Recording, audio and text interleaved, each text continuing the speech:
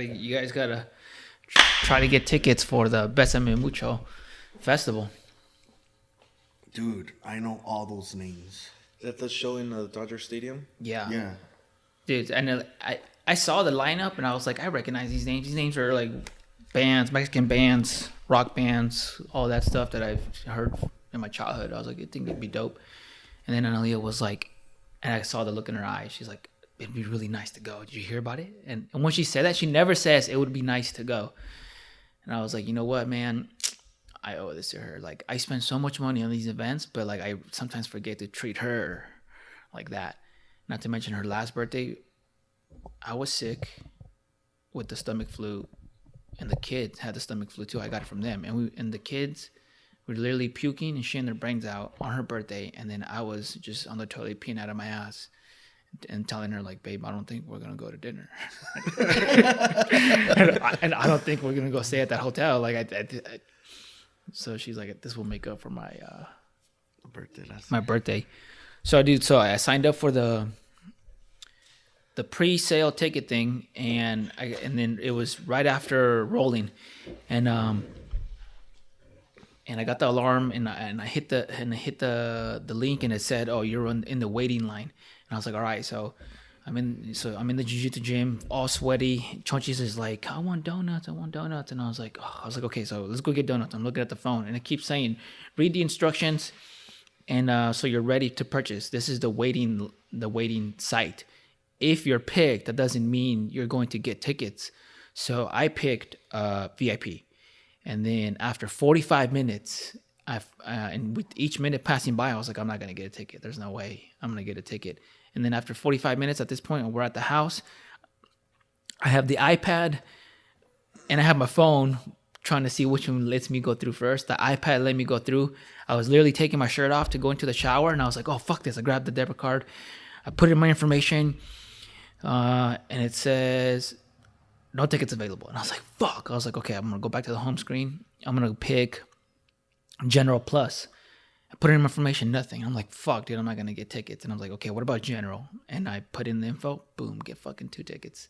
And then like almost 5 minutes later, they did the post, sold out. Oh, it's just sold out already? Immediately. Damn. Yeah. But it's the first wave, though. Because like in the ticket, it said tier 3. So what I'm thinking is they're releasing tier 3, then 2, then 1. And as it goes, they're going to raise prices because based off how fast the first wave sold. Dude, because VIP tickets were... like $4.49. No, in the beginning, like the first, it was like $3.50. Now, when I looked it up just for the fun of it, they're almost like 5 something. And then if you go to Ticketmaster, it's $1,200 per ticket. Damn. Yeah, dude. So it's gonna be dope. That's pretty smart to do the tier thing, you know? Yeah. Can tell you how much you can jack up the price. Bro, it's working. Like all my family members are talking about it, so it's working. You know, they're like, yo, can you give me some tickets? And he's like, who wants to buy their favorite aunt tickets? I was like, yeah, I got 2 tickets just barely for myself. But I put my name in for the waiting list because I was like, I got to treat Emilia, you know, and she really wants to. So I don't give a shit for these concerts. Hell yeah. I know too many of those people. Like, even if I get tickets, like, I think I'll be like torn. Like, oh shit, I want to see them. Oh, I want to see them. Oh, I like that song. Yeah. They have like 3 stages. Yeah. Like, but I know, like, seriously know, like, everyone in the fucking, on the lineup. Yeah. I could totally picture you losing your voice that night, dude. Dude. This is a singing machine right here. Dude. The last time you were at the house, man, we didn't get to talk about your trip. Yeah. Because the last time we were all here was, man, almost like a year ago. And I said, hey, I'll sponsor your journey, your trip for field trip health for ketamine. Mm-hmm. So tell me, how'd it go? It was crazy, dude. Like, I understand what you, like how you described it. Like, it's an out of body experience for sure. Yeah. I didn't, it's weird how it goes. It happened so fast. The whole trip itself felt like it was only like 5 or 6 minutes long. And I felt like when I was coming out of it, I was like, no, trying to like stay in, like, yeah. Kind of like when you're having a good dream, you know, you're trying not to wake up. So how did you feel before going into it? Before you walked into that building, before the night before, how did you feel? I was pretty nervous. Because I didn't know, I didn't want to have a bad trip, or, I was like, just mostly nervous, But then the therapist was pretty good. Like, they calm you down before you're in the room, kind of like meditation and putting you in like a good mindset. And then they put a weighted blanket, make you feel really comfortable. And then I did two shots. My first shot, I think, was 50. Oh, my first shot was either 50 and the second one was 30, or vice versa. Uh-huh. I think it was the first one was 50, the second one was 30. Yeah. And so there was two people in the room, the therapist and then the guy giving me the shot. Yeah. And within, I'd say, a couple minutes, I could already feel myself like falling deep. And it was like the craziest, most immense feeling I've ever felt in my life. It was like, I definitely felt like I left my body, but it wasn't scary, and I felt comfortable and I felt peaceful. But I also felt like I was in the void. The best way I could describe it, and initially, like right after it happened, I couldn't describe like anything of what just happened. It was so hard to put into words. Yeah. And Loza picked me up. He was my ride home. So I was trying to describe it to him, but even like it was super hard to put into words. But the more I thought about it and the more time has passed, it makes kind of more sense. And I understand, I guess, a little more of what happened. But so they put like the headphones on and you're listening to relaxing music. And after the first shot of 50, I felt like I was going under fast. Almost like a roller coaster, like you're at the top, and when you start to go down, you're like, oh shit, this is like gonna happen fast. And it did. Within 5 minutes or 10 minutes, I was like fully gone. But then they ask you if you want the second shot. So he lifted up the headphones to talk to me, but I was already gone. So when I felt that, or when he was starting to speak to me, it felt like that was coming from inside my brain, like like a speaker in my head. It didn't even feel like he was next to me. It felt like he was like inside my brain. Yeah. And they asked if I wanted the second shot, and I was like, yeah. And then after the second one, I was just. The best way I could describe it was, when you close your eyes and you see like light in your eyes and all kinds of like weird patterns and sometimes shapes and movements. Yeah. Like it felt like I went there, and I was going through all that. And it also felt like everything was brought down to the most like, to this like smallest level, like atomic level, like I could see connections almost that look like neurons or things connecting in the dark. Yeah. And so it almost felt like I was either being born or dying or something, but I would probably lean more towards being born, just because of like the connections were made. Like it looked like wind tunnels that were coming, like light wind tunnels. I was going through the like darkness, but being like guided. And these light wind tunnels would come up from the top and from the bottom, and they would meet right as I would pass through. So that's why I kind of like compare it to being born or whatever. But it was a surreal experience. I couldn't put it into words, and I also couldn't figure out what it meant, because like how you talked about in the podcast, they ask you like, what are you trying to get out of this? Like, what's your kind of goal? Yeah. What did you tell them? For me specifically, man, it's been like my anger and patience with like friendships, relationships, family, friends, just with everything. Just feeling disconnected, feeling a lot of anxiety, so I kind of just wanted to like alleviate all these things, like that kind of put a weight on my shoulders, Mm-hmm. And so when I went through it, there was no connection. I was like this, but they also tell you, like you might want it to go this direction, and it might go a different direction. You just got to go with it. Yeah. And so I did. And, but right after, I couldn't put the connections together. Like, what did I see? What did it mean? Stuff like that. And then it wasn't until I spoke with a therapist, like the post, like the follow-up, where I kind of started to understand more of what I experienced. And it's pretty crazy the way they do it. You figure it out on your own. They kind of know what questions to ask you. Yeah. And then like after 4 or 5 questions, you're like, oh shoot, like that's what this means, or like things get put together. And yeah, it really helped a lot, man. Like I could totally see that helping probably a lot of veterans or people with like serious issues, or like just people that want to connect back, I would definitely recommend it. But yeah, it was powerful.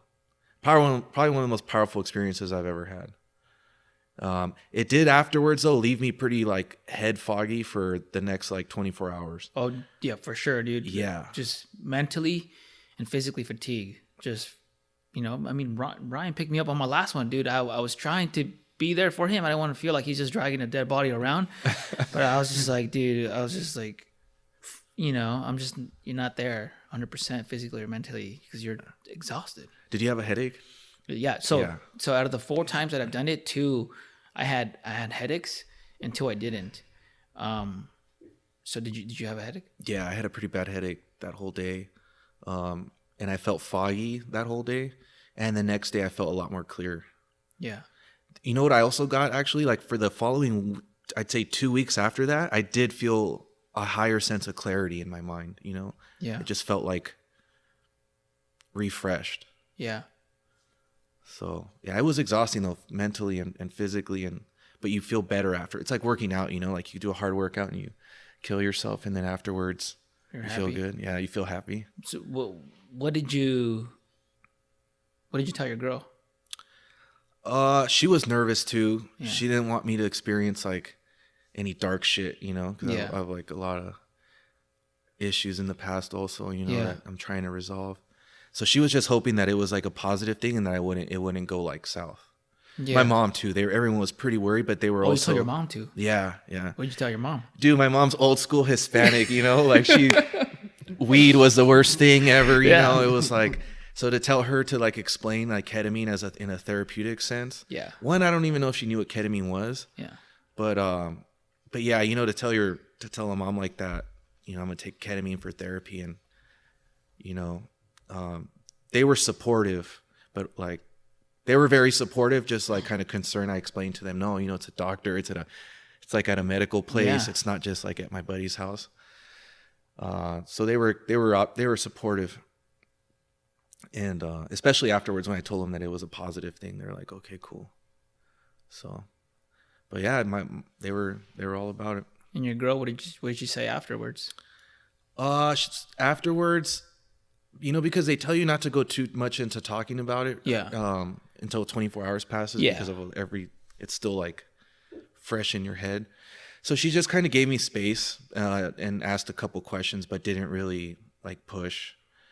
It wasn't until like the next day that we talked about it, and then I told her, what had happened and what I experienced. And then it was funny because every like couple of days, like I'd have more breakthroughs of like, oh, I remember that, and and like making connections. And so I'd bring it up to her like, oh, I think this means that, and you don't remember. I didn't remember everything right after. Like there was a lot that I started to remember even throughout the next week. And I would just tell her. And then also after I talked to the therapist, and it was that post, I have never talked to someone and had like that much like benefit from it. Yeah. I guess mental health wise. Yeah. And she's really good. Like the therapist I got there, I was like really happy I got her. Yeah, dude. I tell people, like, I try to explain it to them, like, dude, Field Trip is a good company because the way they do it, the mindset that they go, the questions they ask you, the mindset they put you, the whole journey, the facility, because it's not like some crackhead fucking building. Yeah. No, it's a legit facility, especially this one in Santa Monica, and afterwards on how they talk to you. It's all about settings, all what you do before, after, and during that makes the whole experience different. And you benefit so much from it. And I will say that, dude, like talking to somebody, because so many of us have talked to somebody, even when we really wanted to, and we just didn't get out a lot from it, or what we thought. But then when you talk to them after something like that, you're like, oh, I got more out of this. You just put it in that word. So even me doing it 4 times, I didn't know how to put it in words. But like, yeah, out of all the people I've talked to, with them, and after the experience, it's just, you're like, oh, yeah, I've got the most out of speaking with them after this than I have at this therapist place or that therapist place, or just, this friend or this family member. You get so much out of it, and they're complete strangers. Yeah, and not just that, but I'm always hesitant to confide in people that don't have similar experiences. Yeah. And these are not combat vets, they're the furthest thing from that, but they can connect like really well with me, and I'm sure a lot of other vets. And I think it also helps that they probably all have taken it, ketamine too, so they kind of experience it, so they know they're good guides for sure. Dude, there was one of them who done it like so much, and he'd done like other stuff, and I remember just being like, damn, dude, you're crazy. Because I did 90 milligrams the first time, and I remember being like, bro, that was so powerful. And he's like, man, I've done like 110, and I've done this and that, and I did it back to back days, and I was just like, bro, I've done it once. Can I get a year off or something? And then some of them, they just do one experience because they feel like, I like that company feels like everyone should have to go through this if you are actually talking about it and guiding people through it. You can't guide somebody through something you've never even been through. Man, I'm so happy you did it, man. And it's one thing, and you have to probably do it more. You probably have to do other things. I mean, it's a life changer, dude. Like, fuck, dude. Like, would you do it again? Oh yeah, I want to. They have a group setting also, right? Yeah. So the way it works is when they do the veteran group one, it's cheaper, and then you also have the opportunity, if it helps, like they talk about it, so then it kind of makes you, more willing to talk about it, and it also makes you feel like I'm not going through this by myself. I'm with other veterans, and then you do the journey together. So I've done 3 of them with groups. One of them by myself. I will say the one by myself at first, it was kind of weird because I'd done other 3 sessions prior with veterans and with other people. So to be in a room with a complete stranger and be like, all right, dude, hope you don't take my kidney. But they won't. It's that feeling, dude. It's that feeling you're like, dude, they might just take all my kidneys and I'm dead. I'm gone. They took everything. They're going to find me in the dumpster and they're going to be like, yeah, man, they took all his organs, But no, they take care of you. Yeah. The music selection is good and stuff like that, man. And I really want more veterans to do it, man. And that's why I was excited that we can facilitate something like that. And I want OG Pumpkin to sponsor more. I have some big goals for this year. One is to employ one veteran, if it's either part-time or full-time on something. And then also to sponsor more people that way. Not just like shooting ranges. Shooting ranges are cool like that, but I think we should do other things. Yeah. Like you're right. Like you said, right. You got to do a lot of things, it's like some people are like, oh, the gym saved my life or jiu-jitsu or whatever. They do help. But if you are fucked up like we are, you got to do, you have to like maintenance on all fronts, and this therapy and jiu-jitsu and staying physically healthy and all that. Like you have better chances, I think. Oh, 100%. Yeah. And it's not like I'm going to do this and then it's over. Like I don't have to do anything else again. I'm going to go to therapy and then therapy is over and I'm done. I don't ever have to do any maintenance. That's not true. It's like every day you're working on it little by little and everything's not necessarily being suppressed, but it's being worked on, worked through, and then you pass it, and then your whole new world opens up, and you're like, well, now this is my reality. It's not like all this darkness I was trying to suppress. No, now I'm past that. Now I have other stuff, that's in my mind and stuff like that. Dude, jiu-jitsu helps. Hell yeah.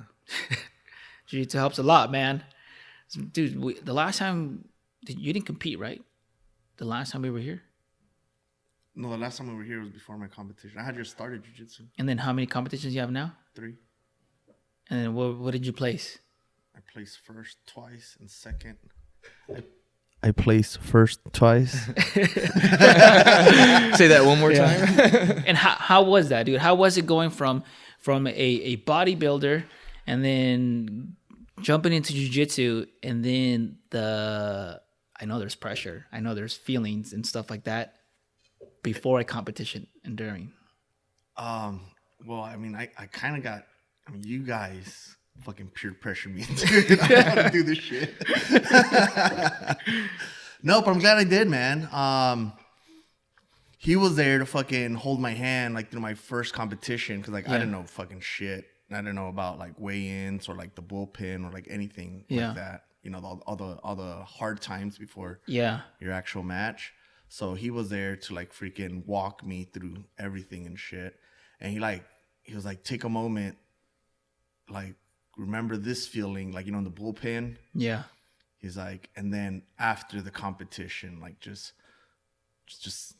take a mental note of, like, the difference. And I was like, I wasn't expecting to win. Like, my first competition, I was on, like, freaking 3 months into training.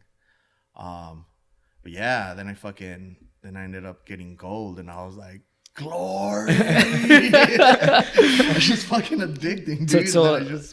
So how did you feel in the bullpen then? So in the bullpen, like, it's crazy because I wasn't even nervous.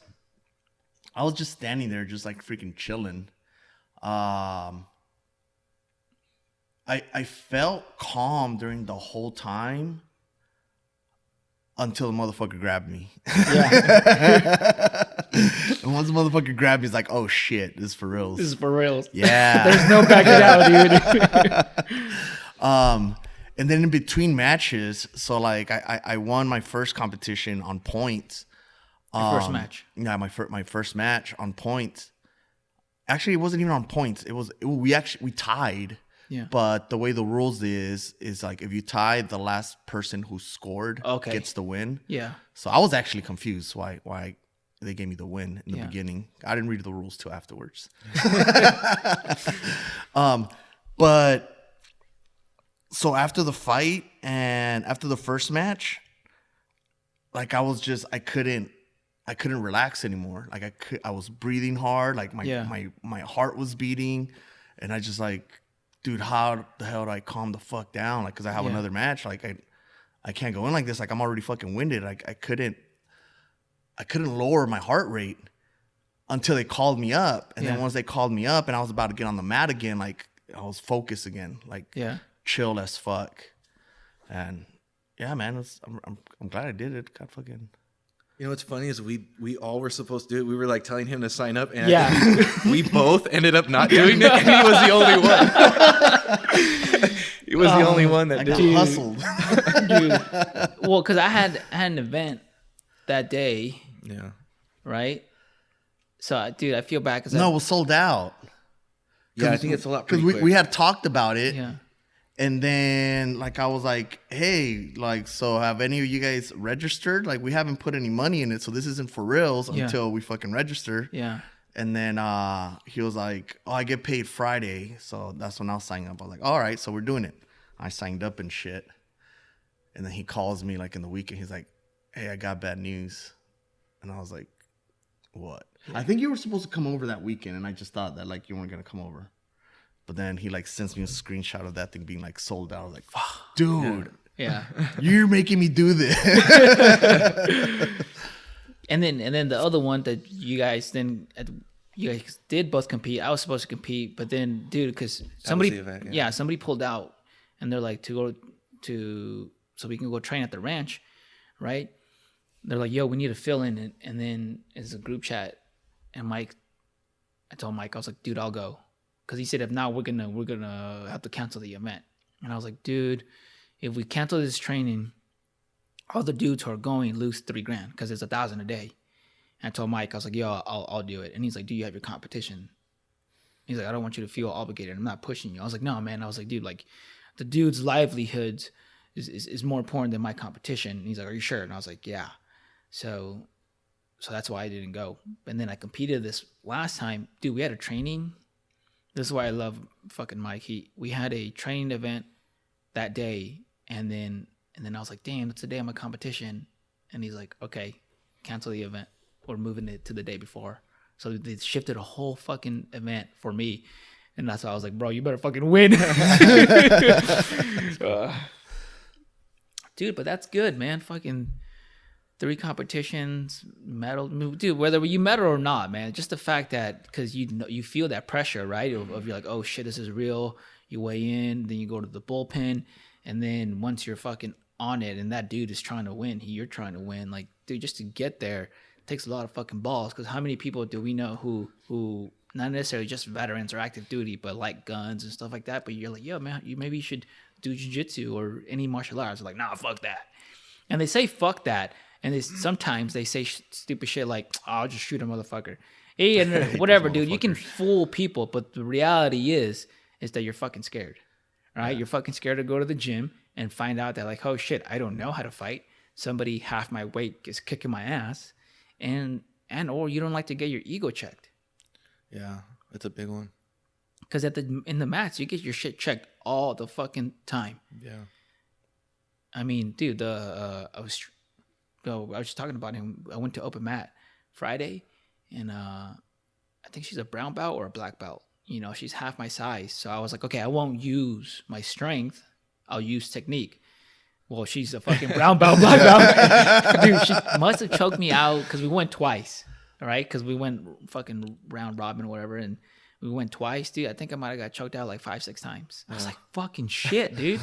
She'll fool me this way, but come out this way, and I'm like, next thing you know, dude, I'm in a fucking arm bar, or she's from fucking behind me, chuck me. I'm like, God damn it, dude. I was like, all right, I'm gonna use my strength. I didn't.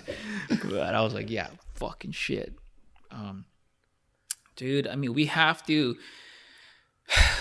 take care of ourselves, and I think this is important. Us talking about like, yo, man, you gotta go to jiu-jitsu. You know, you gotta go do some therapy, and then some psychedelic therapy, and then the important things like, yo, dude, like you gotta hold yourself accountable, and within the group, right? Like you said it yourself, like you're the one who said, hey, are we signing up or not? You know, dude, sometimes it's hard. Some people don't have that in their lives, or somebody to be like, yo, dude, are we doing this or not? Yeah, you know, and those are the type of people you need around you. And I think as a whole, we need to take better care of ourselves.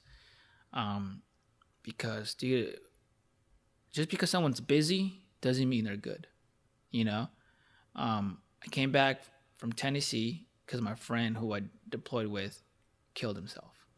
And I'm like, this dude was he was there the day you came over for the fights, the event I had in my house for the UFC fights, and you showed up with your gold medal. Yeah. And he was there. He's a firefighter, a contractor as well.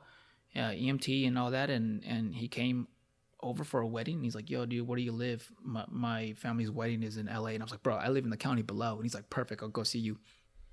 So in my eyes, I was like, he's good. I don't have to worry about Jack, because Jack is killing it. Dude, he was making money. He has no kids. He has a fiance, but he didn't have like a wife or any of those type of responsibilities. And that dude was always going to hockey games, fucking baseball games, everything, and going to here and there. And then his fiance, he sent me a DM, and cause she didn't have a number, she's like, call me. So I called her. I was doing homework, and I was like, what happened? Like, they found Jack. He shot himself.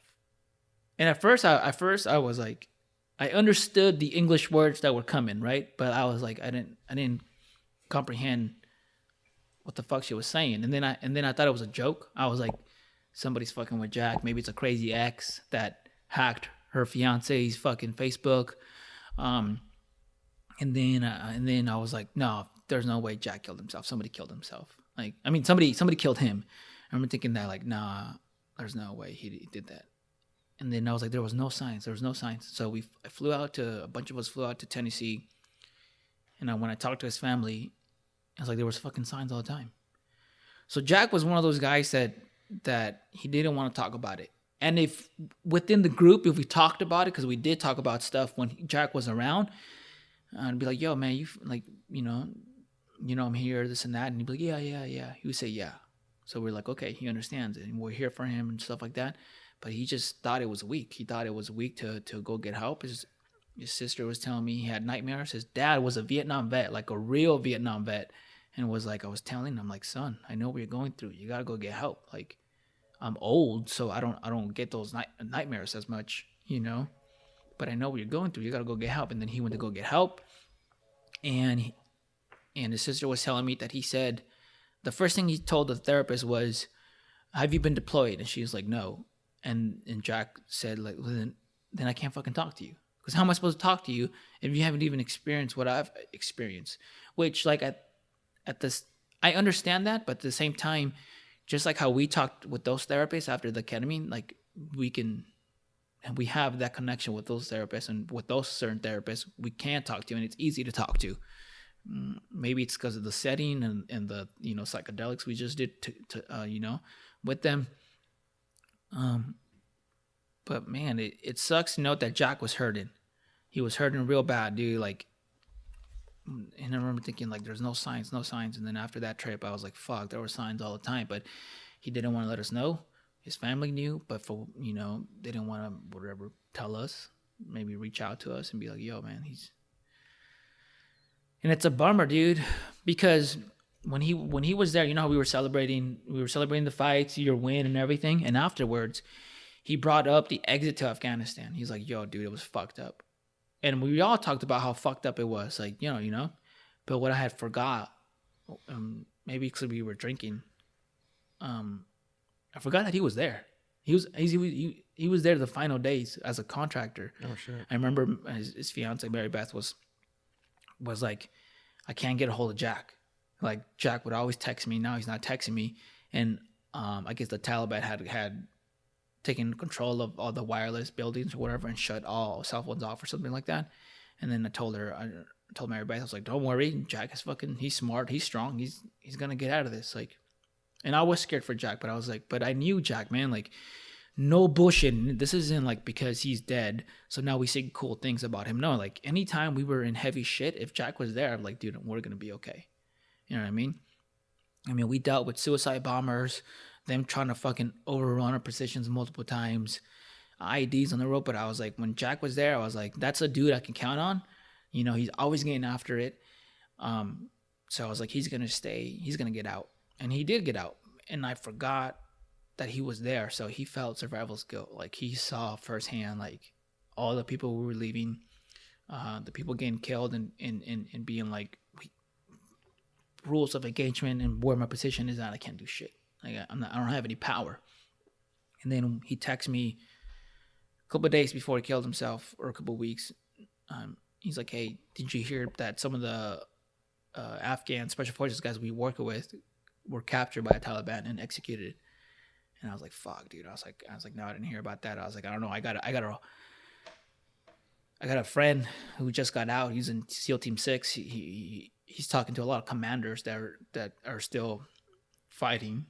Let me ask him and see what's up. So I forgot how fucked up that was hurting him. I don't know, man. Obviously, this is all brand new, right? So, like, I don't know what to fucking think about it. Because you homies die overseas, and you're like, it's kind of like the nature of war. It sucks, it hurts, but you're like, you kind of knew, like, you're in war. But when someone comes home and they fucking off themselves like that, I don't know, man. Have you guys had someone close? Dude, I've had fucking... Since my brother took his life in 2007, I've been to 5 fucking suicide services. And it's like, you hear about it, right? You hear about it all the time, so you're like, but not until it hits you directly, then you're like, fuck, dude, like, this is real, like. Yeah, and it's the most shock. Like, you're shocked, but you're right. It's even more shocking when it's a dude that is like super solid. Yeah. That's how you explain, like, a badass dude. you know, maybe like a squad leader or platoon sergeant, someone like when you're in, you like, this guy's a stud, probably had, Yeah. you know, 10 deployments or something under their belts. And they're like the last people you think, right? Because they're good. They're the leaders. They're like the badass dudes. And then it's shocking when, you know, you hear like, man, this guy killed himself. Because you're like, man, he was a hard charger, you know? But you're right. Like how you said, it's like everyone struggles, and I struggle getting out too. And it was like that same thing. It's hard to ask for help or whatever. But then I started seeing like squad leaders and platoon sergeants and commanders, you know, COs killing themselves. It's like, man, it does affect everyone, you know, affects everyone differently, but it has no, like, it doesn't just choose certain people, you know? Yeah. And it's almost like it's like a normal conversation now. It just happens so much, you know? And yeah, and then we say like, it's the only time really that guys get together, you know, that make it a point to get together. And it's unfortunate because if we make that effort to get together before, it probably help, or maybe, you know, bring people back that are kind of going towards the edge. Yeah.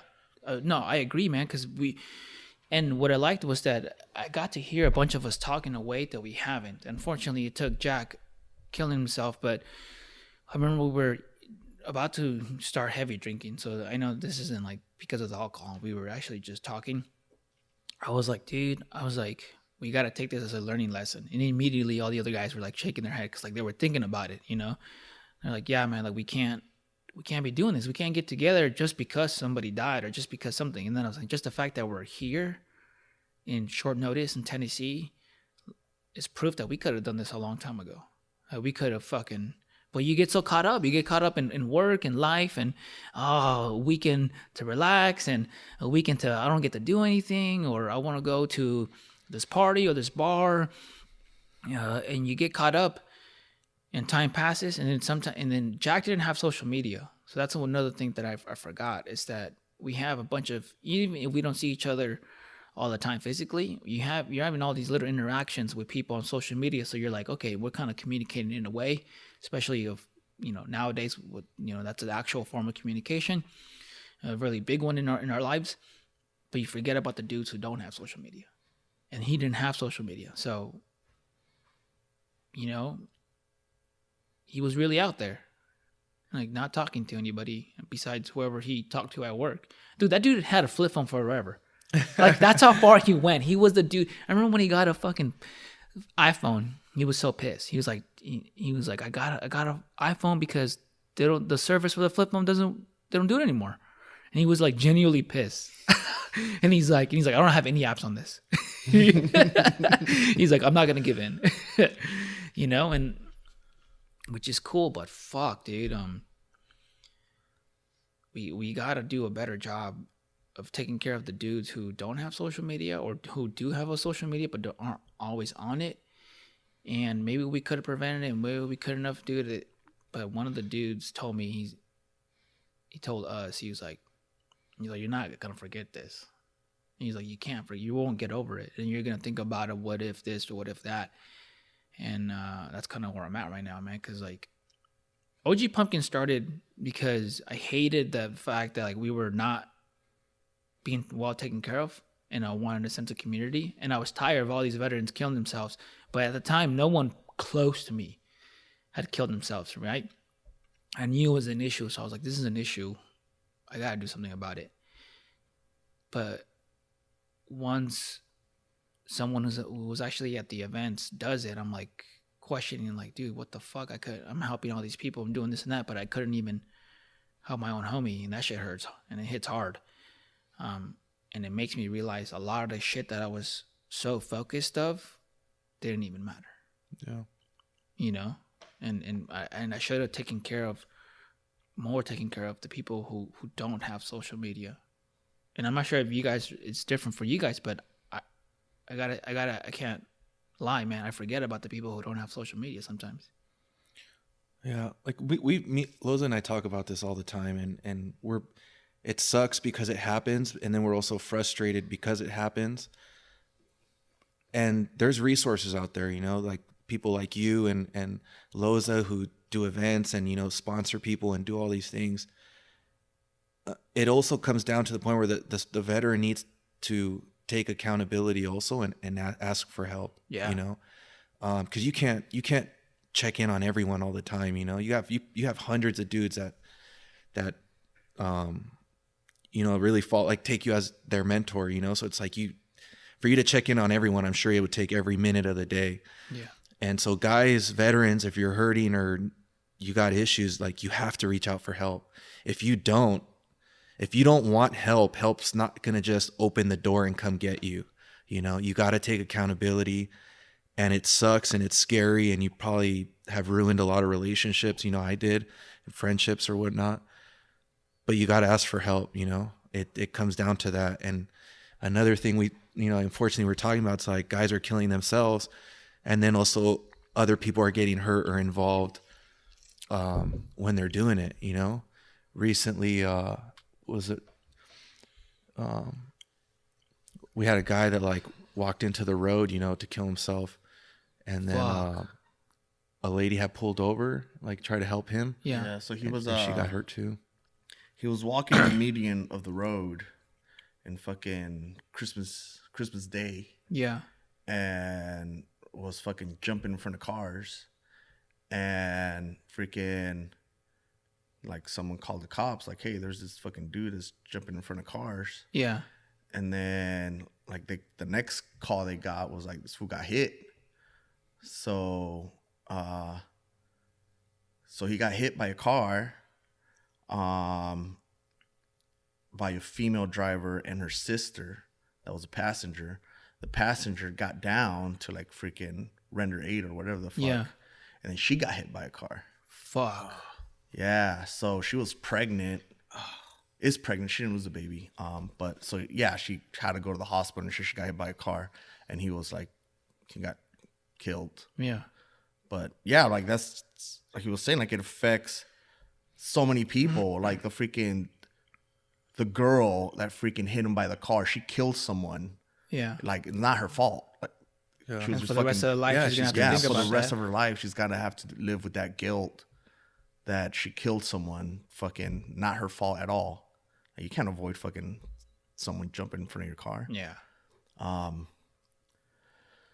Yeah, man, it fucking sucks. But there's also we feel the guilt, we could have done something else. But then there's also, you're describing your friend, he was self-isolating, so there's not much you could have done. You could have called him, text him, or whatever. But he's in Tennessee, you can't be that close physically, hanging out and whatnot with a text. And so he was self-isolating. This guy also, he had just retired. So we went through RIP together. Yeah. But he stayed in. He did his 20 years, fucking retired, moved to Arizona, freaking starting his little retired life. And I wanted to link him up with the Arizona guys. Yeah. So September 11th, there was some Phoenix guys that were going to Prescott for the weekend for September 11th to, I don't know, shoot the shit or whatever. Mm-hmm. And then I told him about it. I told the guy that was organizing it, I was like, hey, hit up my boy Robles. He just retired. He's living right there. Freaking, I want him to connect with you guys. And I told him, I was like, hey, freaking a bunch of Rangers are going to be there. Freaking connect and shit. And he's like, yeah, I will. And then later on, I was like, hey, so did that fool ever go? He's like, no. I was like, oh, well, I did as much as I could. Yeah. Because, I feel like I did my part. Yeah. So yeah, a lot, it sucks, but that we have that guilt, but we also have to be we can't be responsible for everyone's lives. They also have to be responsible for themselves and No, dude, their actions. I agree, man. I agree, but fuck, I think it's just one of those things that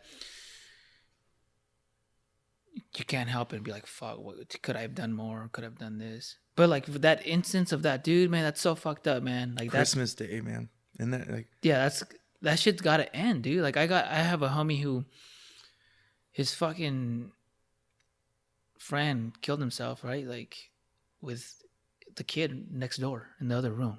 I remember thinking like, that does suck, right? But like also like, man, dude, the fucking kid shouldn't have been there. You know what I mean? Like, I mean, it makes me question because I always like to deep think everything, right? I've always been like that, even from a kid. But so I'm like, that's fucked up. But like, what is going on in their head so much that they're like, I don't care. Like, I don't care that the kid is next door. I don't care that this lady has nothing to do with me. How far fucking gone are they? And it's fucked up, dude. Like, if you're gonna do something like that, man, first of all, don't do it. Yeah. But like, that's a big thing, dude. You damage other people's lives, which is fucked up. Yeah. You know? And I don't know what the best way to word it, but don't involve other people. Just don't involve other people that you're gonna fuck up forever, man. Yeah. It's a weird thing, man. It's a weird thing, and that's why I like how it's like I didn't even know you had 5 people. You said 5? 5 suicide services that I've been to since. Yeah. Look at that, bro. And you're still putting events on, and you're still spending time fucking terrible traffic just to go hang out, dude. I remember when I graduated, you guys showed up, and then you were like, I can't remember how long it took you to come to the fucking house for my graduation. I remember being like, damn, dude, like. And at the time, I don't think I'd been to your house. And then when I went to your house, You're like, oh damn, I was like, oh damn, dude. Oh damn. Oh shit. Cause like, yeah, you're like, oh, that's not that far, maybe. Yeah, you see it on fucking Google Maps. Yeah. Like, it's only 50 miles. Yeah, and then you do California traffic, and you're like, fuck, dude. Fucking dick came over for a graduation party. It's not even a big, it was community college at the time. Hey, it's a reason. Yeah, dude. Yeah. It is a reason, man. And that's one of the things that I preach too, man. Like freaking everyone has an excuse to like not hang out. Like we always have an excuse to like not hang out. I feel like any excuse is an excuse to hang out. Like this shit right here. Yeah. I was like, fucking nothing's happening on Monday. Fucking just hang out. Bro, how many times have someone told you like, oh yeah, I'm gonna go, and then like they don't go. Yeah. Or this came up or that came up, and you're like, bro, you could have fucking gone. You just didn't want to go or whatever. You know what it is that makes you not want to go. I don't fucking know. It could be something big or small, but the people that make the effort, dude, it makes the relationship so much better. You know what I mean? It makes it fucking cool when people gather and you're like, how far we were. Like that day we trained, bro. I still think about that day, and I wish we can do it again soon, and we should do it. Yeah. And we fucking trained. It was us 3 plus Paul. Who else? I feel like we had us more. 4. Us 4. Rangers, it was just us. Yeah, us, and then your gym was fucking. Dude, it wasn't even like some huge fancy facility. It was just exactly what you need: mats, A room and a mat. Yeah. yeah, room and fucking mats, dude. And that was some good training, man. As a matter of fact, I used that training for my competition because my last competition, which was 3 weeks ago, 4 weeks ago, I don't fucking know, dude. I was nervous. And I was too much into my head, man. And like in the bullpen, I was like, okay, I was kind of calm. And then once we were waiting, I was like, I wasn't, this is the first time that I wasn't first or second. So I had to watch everybody. So everyone looks good, you know, because they're in their first match. And I was like, fuck, dude, that dude had a lot of energy. Fuck, that dude was fast. Like, he fucking, you know, fast. What is it? Fast moving twitch muscle or fast, what is it? Yeah, Fast twitch muscles. Yeah, dude. I was like, fuck that dude. And then, so like, and then my heart started pounding, dude, and I could fucking feel it. And I was like, dude, relax. And I thought about that day. I was like, bro, you went, because you had some good dudes. Your gym is the first gym where I think there was more blue. Colored belts. Yeah, blue, belts. more colored belts than fucking white belts. Mm-hmm. Right? There was a couple brown, black, and fucking Yeah. purple. So I was like, bro, that day, like, dude, it was good. So I remember thinking like, dude, all right. And then once we went and I got in, and then once we I touched with that. Once I touch them, it's gone. Like all that nervousness. Now this is my world. and it was good. I lost the first match though, dude, by points. Yeah. I mean, not by points, by judge Decision. So he was like a wrestler, style, kind of like me, but I controlled the center. I remember thinking like, bro, the center is fucking mine, Yeah. and you're not getting in here at all. So like, I would try to go for something, and eventually he kept backing up, and this happened like 3 or 4 times to where he would then get out of the match area, right? So then we got to reset, and I would like push him by the shoulder or push him by the head, and then he slapped me. And I was like, you know how sometimes you try to grab somebody's head, Yeah. right? And maybe you like slap them, or maybe even sometimes you slap the ear. Bro, he slapped my face. I remember being like, dude, what the fuck? And then he did it again. And then I did what the fuck? And then he goes, you did it too. And I was like, bro, but like I pushed your shoulder. Like I shoulder checked, you know what I mean? And or I did it on your head so I can measure. I didn't fucking just slap you. And which made me even more. And then the ref, I think, man, I haven't had good luck with. I noticed that some refs hate wrestling. They want you to just jiu-jitsu it. So like everybody fucking get on the ground and start fucking rolling. They don't like wrestling or aggressiveness for some reason. And because he points at me, he goes, you too. And I was like, bro, you're right here. What do you mean, you too? I haven't slapped his face, man. Like, yeah. So I was like, fuck this. So I even went more aggressive. And I thought, I was like, dude, I'm gonna win, right? And then I'm on top. And then I'm on top. I finally get him down. I'm on top, but he didn't give me points, if I remember correctly, because almost immediately, I didn't pass his guard. And he made it look like when I was going for my takedown, he made it look like really good that he was pulling guard. Mm-hmm. So I was like, all right. And then at the last 3 seconds, he goes for, because I'm on top, he goes for an arm bar. And he extended it, but it rang. I didn't tap or anything. And so when we got up, I was like, it's mine. And then they raised his hand, and I was like, what the fuck? And then my coach was like, because he did a significant jiu-jitsu move. You guys were just wrestling, and then he went for the arm bar. Yeah. The last 3 seconds, and I was like, what the fuck, dude? I was like, so I was angry, and the next dude, I fucked him up, dude.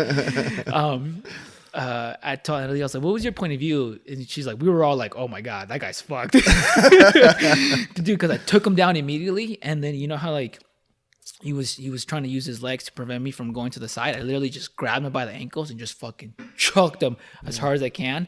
And so instead of just moving him a little bit and then me moving to the left or to the right, I had pushed his leg so far to the left that I basically just put him directly in front of me.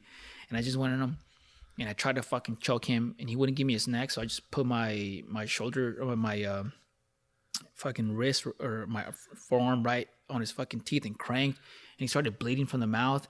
And then I saw his jaw just move, but he wouldn't tap. And I was like, fuck. And then I tried to crank his neck, and I heard like 3 like cracks, and everyone thinking like, oh, this dude's gonna tap, and he wouldn't. So I was like, dude, what the fuck? And I tried to go for an arm bar, but because I was trying to crank so long, my arms were kind of watery, and I was like, fuck, dude, trying to pull, he wouldn't give it to me, but I won by points. But I don't even know where I was going with this.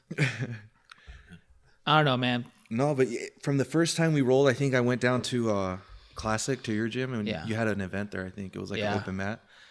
And I think you had just barely I just started. Yeah, you were just starting, I think.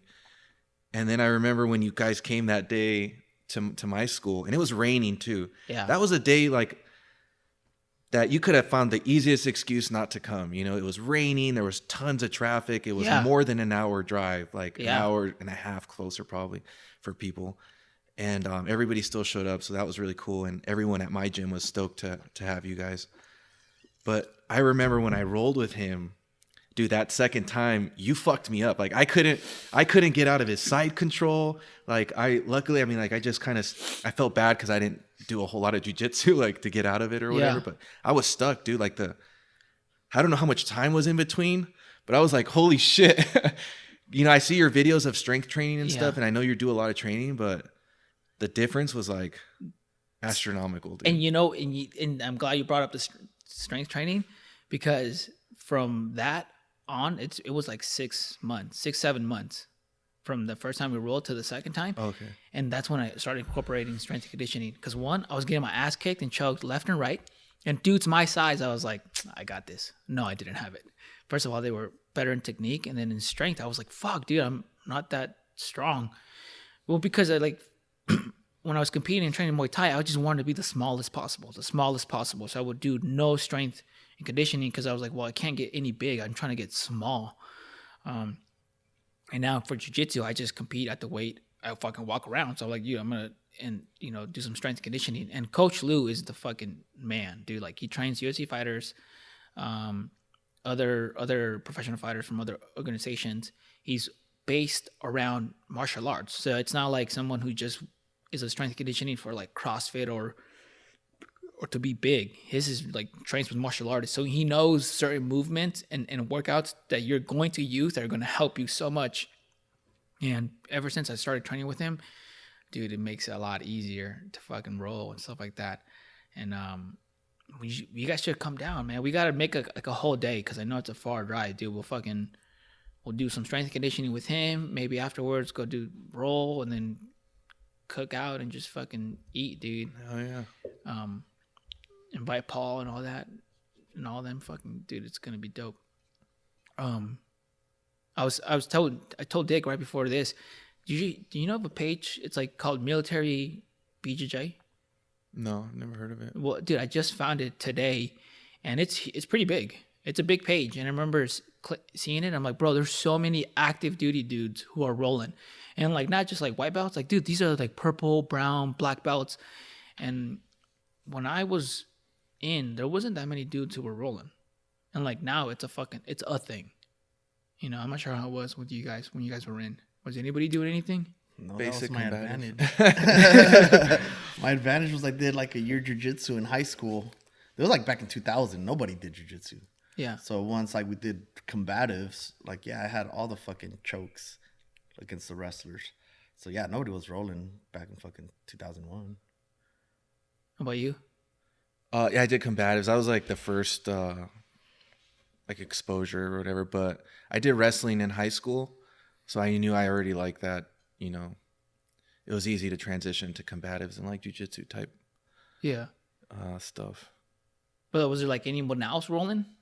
Yeah, I mean, it was just like out of my squad, I was the only one that really liked combatives. So it kind of sucks we didn't do it a lot. There was other squads that they did it all the time. But yeah, there was a good number of dudes doing combatives when we were in. Just not my squad particularly. Yeah. Damn. It wasn't as big as it is now. Which is jiu-jitsu itself wasn't as big as it is now fucking 20 years ago. Yeah, that is true. Yeah. So what I'm going to do is I'm going to go on that page and just, because I saw a bunch of people are local. So like they don't even know that, you know, oh shit, like there's more veterans out here. Like I was driving the other day and I saw a dude with a Gracie Baja sticker on the back of his car and a scroll. And I was trying to fucking, I was turning left and then he was turning left too. And I was like, bro, I'm going to roll up right next to him. And I was going to just be like, roll down my window and be like, hey, what battalion or something. But because we're both turning left, he did a U-turn. I was like, no. And I could, you know, he looked like an active dude, you know. So I was like, oh shit, like this dude fucking rolls, like for real. And I don't know, man. So there's a lot more of us, not just Rangers, but like veterans out here. They're actually fucking getting it, and it's always cool because the thing about being a veteran is that it breaks a lot of barriers and it gives you an excuse to fucking talk. Like, hey, oh, you were in regiment or you were in the army, and then boom, that the ice is broken. Right now, you get to talk. Now you get to see what's up, and then you build friendships off that. Yeah. You know, like fucking when I first met you, dude, like just the fact that I was like, boom, he's got a Ranger fucking hat on or a t-shirt, boom, there you go, an excuse to talk to somebody, because talking and making friends is hard enough as it is. Yeah. Right. So, kind of to circle back on getting help, if it's hard enough to go to a new job, to a new unit, to a new school, if you're a veteran and you go to school, it's hard enough to even be like, hey, I need to go make a friend, or I want to go make a friend. And then add on like, fuck, I'm feeling shit. Now and to go get help. Dude, it's fucking hard. But you do need to hold yourself accountable and just go for it. And then you know what helps break barriers? Are we gonna eat those or what? Yeah. I'll let you pick what a small one, big one. I will say this: these are kind of strong. Dude, these look like the fucking demon ones that I got. That's a big one. People message me all the time like, "Yo, do you microdose?" I was like, "Dude, I don't microdose. I don't know anything about microdosing. I just take like a little, what I think would consider to be good, you know, just to take the edge off, and then that's what I have." Take this little one right here. That's delicious. Oh, you know what? Maybe a little bit more.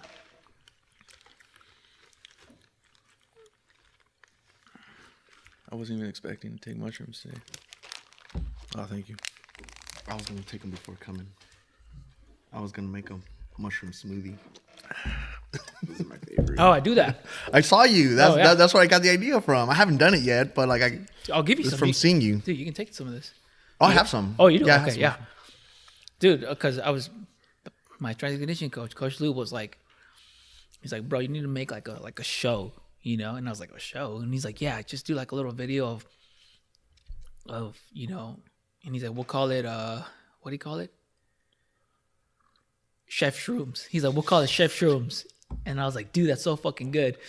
And he's like, you can make t-shirts out of it. And then he's like, maybe like the OG pumpkin hat with the OG pumpkin logo with the chef hat to the side, and then like in the eyes put like mushrooms. And I was like, bro, I have, as a matter of fact, the design of mushrooms that my son made. One day he comes up to me and he goes, Dad, where do mushrooms come from?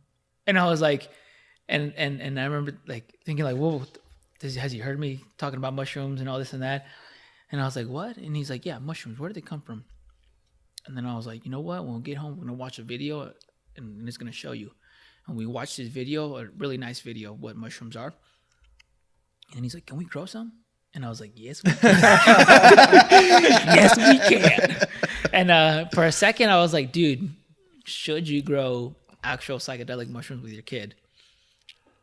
And I entertained that idea for a second. I'm not going to lie. But then I was like, no, I can't. What show did you show him?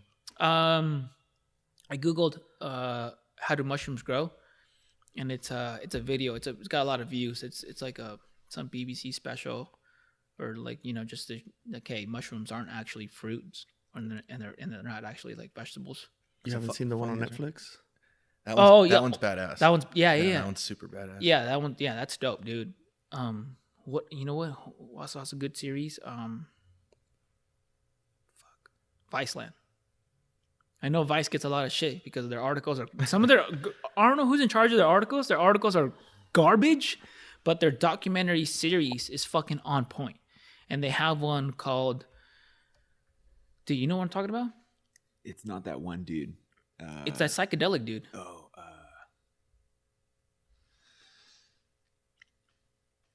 dude, watch it. It's on Viceland, and you immediately know which. It's this white dude. He looks like he looks like he does a lot of psychedelics, and every single psychedelic, he'll go into detail of what it is, and then go to places that are the origin or like the main hubs. Like for mushrooms, he went to Mexico to this one town that is known for it. I didn't even know that. I'm like, bro, I'm fucking Mexican. I didn't even know this was a thing. There's a town that's very popular that people from around the world go to. And they go because this lady, it started with this lady, started doing rituals and based off mushrooms. And you go to this town and they got mushrooms painted all over the walls with beautiful art. And there's rituals. And I was like, bro, what the fuck? I got to go there. And so that's a good series. the Hamilton dude. Yeah. Hamilton. Yeah. Hamilton Morris. Yeah. Him. Yeah, so Viceland, that's got dope. So anyway, so we grew we bought a grow kit, and we grew mushrooms. And he got it because of a game, Plants vs. Zombies. And I guess there's mushrooms in there. And all of a sudden, I just saw him started drawing mushrooms left and right. And he drew this one, and I was like, dude, can I use this? He's like, yes, you can have it. So I was just sitting on this mushroom art, but I didn't know what to do with that. I was already eating the mushrooms left and right. So I was like, I don't know how to do this. So once he said that, you got to do Chef Shrooms with the mushrooms in his eyes. And I was like, I know exactly what mushrooms I'm going to put in his eyes. So once again, I'm going to use my kid's drawing for a t-shirt.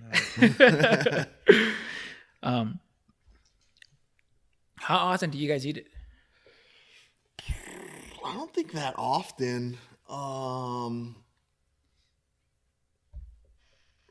Last time we tripped was on those chocolates. Oh yeah, tell them how you thought you were immune. We all thought you were immune to mushrooms, and it turns out you weren't. So since the last podcast, I've been doing a lot of drugs, but we Therapeutic drugs. But so we planned like a fucking Big Bear shroom trip. Yeah. And so like we got a cabin in Big Bear and shit with some other couples and shrooms and stuff. And yeah, I just fucking started eating a bunch of mushrooms and everyone was like tripping balls like immediately. And I was like, oh shit, it doesn't hit me yet. So then I grabbed some more. And like doesn't hit me. So I grabbed some more. Dude, I ate like that, if not more than that. Yeah. And like I was just never on a good one. I was just like, oh, I guess it isn't for me. And whatever. Like I didn't trip that trip. And then like a couple weeks later or a month later, we go to Rosarito for my birthday. We have a weekend over there. It's pretty fun and shit. And he has shrooms, leftover shrooms. And when we were about to cross the border, he was like, dude, I'm going to throw these out the window. And she was like, don't waste them. I was like, yeah, here, I'll just eat them. Nothing happened. Probably about an eighth also. Like in the tube is about an eighth. Yeah. So freaking, he had them in a tube and it had the freaking little Reese's Pieces, freaking the ones that look like M&Ms. Yeah. So I freaking mixed them in there. And I just took all that in my mouth. And then we crossed the border. Because, we don't want to cross drugs and get in trouble. Wait, so you're crossing in or out? No, we're crossing back into the U.S. Oh, okay. Yeah, so we're not trying to smuggle drugs. So I just fucking ate them. And because, they don't do anything to me anyways. Dude, like, I remember we were like an hour away from the house. And I was just sitting there. And I'm just like looking around. I think he knew that it fucking hit me. I was like, I'm trying really hard not to lose my shit right now. Holy fucking shit in the car is like the worst place to be fucking tripping. Yeah. And yeah, I was tripping balls. And then we got home. I tripped for like a good fucking 5 hours. And he was like, well, there it is. You've been freaking chasing a bad trip. I was like, I wouldn't think that's a bad trip. It was just bad timing. When we had the chocolates, was it before that trip or after? No, that was after. And then also, we got really fucked up on chocolates. Remember, like, those ones that you gave me? Yeah. So he had like 4 pieces and I had 3 and we were tripping balls that day too. Yeah. Those are strong, dude. Dude, they were so strong. That company, I mean, I don't know, man. It's like, it always hits you different. I remember I had half a square and I was good. Like, I was good. And then one day I was like, you know what? I'm going to do a whole square. And nothing happened. And I was like, dude, what the fuck? And then I ate 2.5 squares. And I was kind of like, I felt a little something. And I'm like, that's kind of hard when you make them in a chocolate. Like, maybe all the shit was on the bottom. I don't know how it works, But, dude, I eat them almost like every other day now. Like, I started back. But just a little bit. Not like a lot to get fucked up. Just like right before, it helps me to focus. Like, for example, 2 days ago, I was like, okay, I got the ranch trip coming up. I can't do any homework at the ranch. I should just knock out my homework. I'm just gonna eat a little bit, have some coffee, and then, dude, for like 5 hours, I didn't even look at my phone, which is a lot because I have to fucking answer DMs, emails. Half the shit is just crap, but half of it is important. And then but for like 5 hours, I didn't even look at it. It just knocked down my homework. And I was just like, dude, this would take me like 2 days. This is like 2 days worth of homework that I just knocked out in 5 hours. And then I was like, oh, in reality, it's not really 2 days worth of work. It's just 5 hours, and it's my ass fucking spreads it out for 2 days. I was like, God damn it! So I do that, and just to take the edge off. I don't take a lot to get fucked up. Only because I don't know, man. I don't want to get super fucked up with my kids because I always have my kids everywhere. Like when I'm at strength conditioning, the kids are there. When I'm in jiu-jitsu, the kids are there because they also do that. So I'm either there before their session or my session or whatever, you know. Plus, I tend not to be really productive, especially when I have homework. I'm like, fuck that homework. What does that homework even mean? Yeah, how important really is it? Yeah, it's not important. Let me pet my cat for like 2 hours. I'm the opposite. I only eat them to get fucked up. But I don't do it every other day though. Like it's every once in a great while that I'm just like gonna get fucked up. It is hard to do stuff. We were supposed to go to the winery and like spend the day there, and we had to pick up some wine bottles. But then we had those chocolates, dude, and we weren't going anywhere. Did you guys ever just eat them just a little bit, just to? I don't have that sort of discipline. It helps me be calm. It helps me, like, the little shit doesn't bug me. You know, the kids yelling and fighting for dumb things, it doesn't get to me that much. I found myself being like, if I see the trash full, instead of just being like, let me just squeeze that trash a little bit lower so it's not my issue, I'm like, you know what? Let me go take it out. And then, as a matter of fact, I'm going to go throw away the bathroom trashes. And then after that, you know what? I don't even have anything to do. Let me go read a book with my kid. Like, I don't need to be on social media right now. These DMs can fucking wait.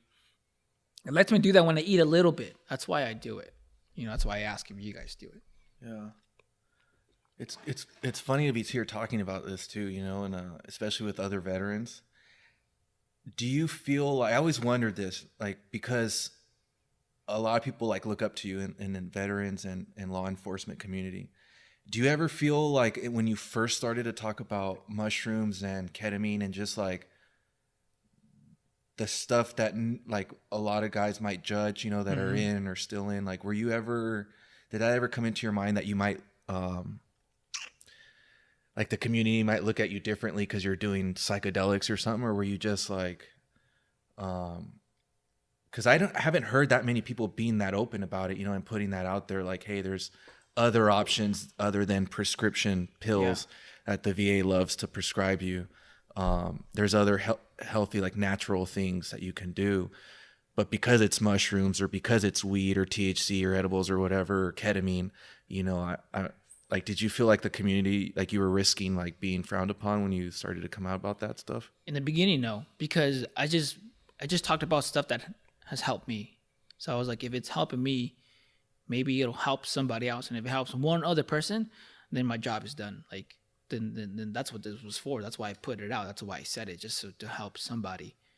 So I wasn't thinking about that.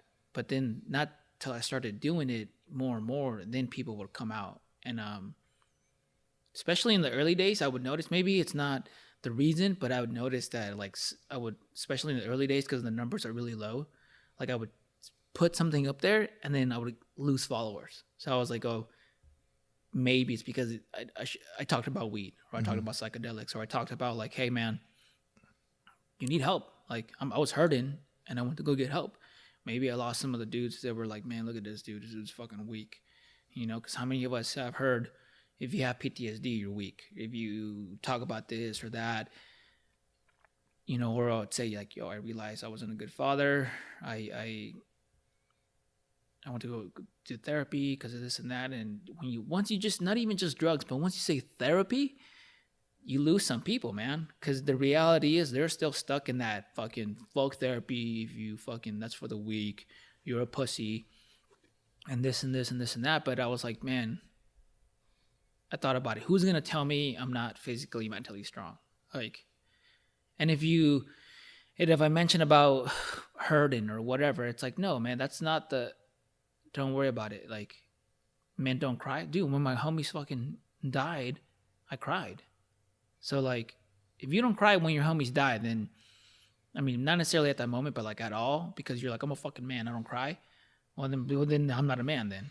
And then if you say that seeking help, is weak, well then I guess in your eyes I'm weak. But I was like, no, I'm not, because I've done all this and that, and I'm doing all this and that. But yeah, man, as long as it helps somebody, I'm gonna keep doing it. But I've had, now that it's gotten bigger, I have gotten a lot of shit messages. Yeah. Like people saying, "Oh, you shouldn't promote." Yeah, this. The first one was, hey, if you're having a company and you're being professional, you should probably stop posting this, because people aren't gonna want to work with you, right? Like for OG Pumpkin, you're like, you should stop posting about weed, about psychedelics, about your gang related stuff. And I'm like, dude, like the gang related stuff is to show dudes who are in there, like, hey, you can get out. Like, it ain't gonna be easy and it's not gonna be overnight, but you can fucking get out. And then it was you don't look professional, like, or how, my favorite one is, how are you supposed to be taken serious when you're doing stuff like this? I'm like, what the fuck? Like, bro, this is who I am. I'm not gonna fake it just so I can be like, oh, I hope this company works with me, or I hope these people follow me, to put a fake image, Yeah. And then my follow question to that is, how much do you think, alcohol abuse and domestic violence is like rampant in the military and in law enforcement? I hear a lot, especially. You think because these guys can't take like CBD, they don't microdose mushrooms and stuff, so like the only outlet is really alcohol. Yeah. And it's probably like the worst thing that you could possibly do to try to fix any problem, Do you think it would be beneficial if they were allowed to microdose, or were allowed to take CBD or something other than alcohol? Dude, I think it would be. Like, think about it. Your only outlet is to drink with the boys. I'm not saying if you drink with the boys, you're hiding something, but the reality is a lot of people who drink are hiding, suppressing something, and alcohol is their only legal answer, right? It's because we've all been there. You're drinking with your boys, the deployment was hard, or the training cycle was hard, or the last couple patrols at night were tough, whatever your profession is. And you're all in it still, right? You're not a veteran, so you're actually living it. And stuff is coming up, but you're afraid to talk about it. So then you start drinking with the boys. And then you're like, oh, when I drink and I'm with the boys, I feel like it's somewhat suppressed. And then somebody within the group is like, so-and-so went to go see therapy, went to go see a therapist, fucking weak, So then you're like, well, fuck, well, then I'm not going to fucking talk about it. Or if you talk about it, a lot of cops I've heard, like, I'm afraid they'll be like, yo, dude, you can't be on patrol then. Yeah. And you don't want to lose your job, or not even lose your job, but you don't want to lose your position. You don't want to be, well, now you're in arms room, or now you're in supply, or now you're sitting on a fucking desk, or we're going to put you in a calmer, boring city, right? Like, nobody wants that. Everybody wants to be in the fight. So what do? Your only outlet, legal outlet, is Drink. Fucking to drink. Yeah. The game is gonna change, man. I'm calling it, dude. Once CBD and psychedelics become legal, dude, I think it's gonna be a game changer. Will there still be people drinking? Fuck yeah. But I know, now that I'm more in the world, bro, I know people who are like, the big thing that saved my marriage, saved myself, and has helped me continue doing a great job. They're like, dude, I've been doing this for a long time. And I'm like, bro, I just got into it. And they're like, bro, I've been doing this for a long time. And it's people who are like in the fucking shit. And I'm like, damn, dude, like, for real? I feel like you have to have something. Like, you're exposed to like the worst circumstances, like the worst usual like life, You don't call cops because when something good's happening, It's like, Yeah. I couldn't be a cop. I know that's a cop or a teacher, I think, are probably the two hardest jobs. The patience you have to have within a certain, like rule of engagement or whatever. It'd be miserable, to not be able to take CBD or microdose mushrooms and then to deal with, shitty situations all day long, day in and day out, and people yelling at you and talking shit to you and videotaping you. And it's like, And then at the current government in certain areas more than others are not on your side. So Yeah. if you fuck up, dude, you're getting nailed yeah. to the ground.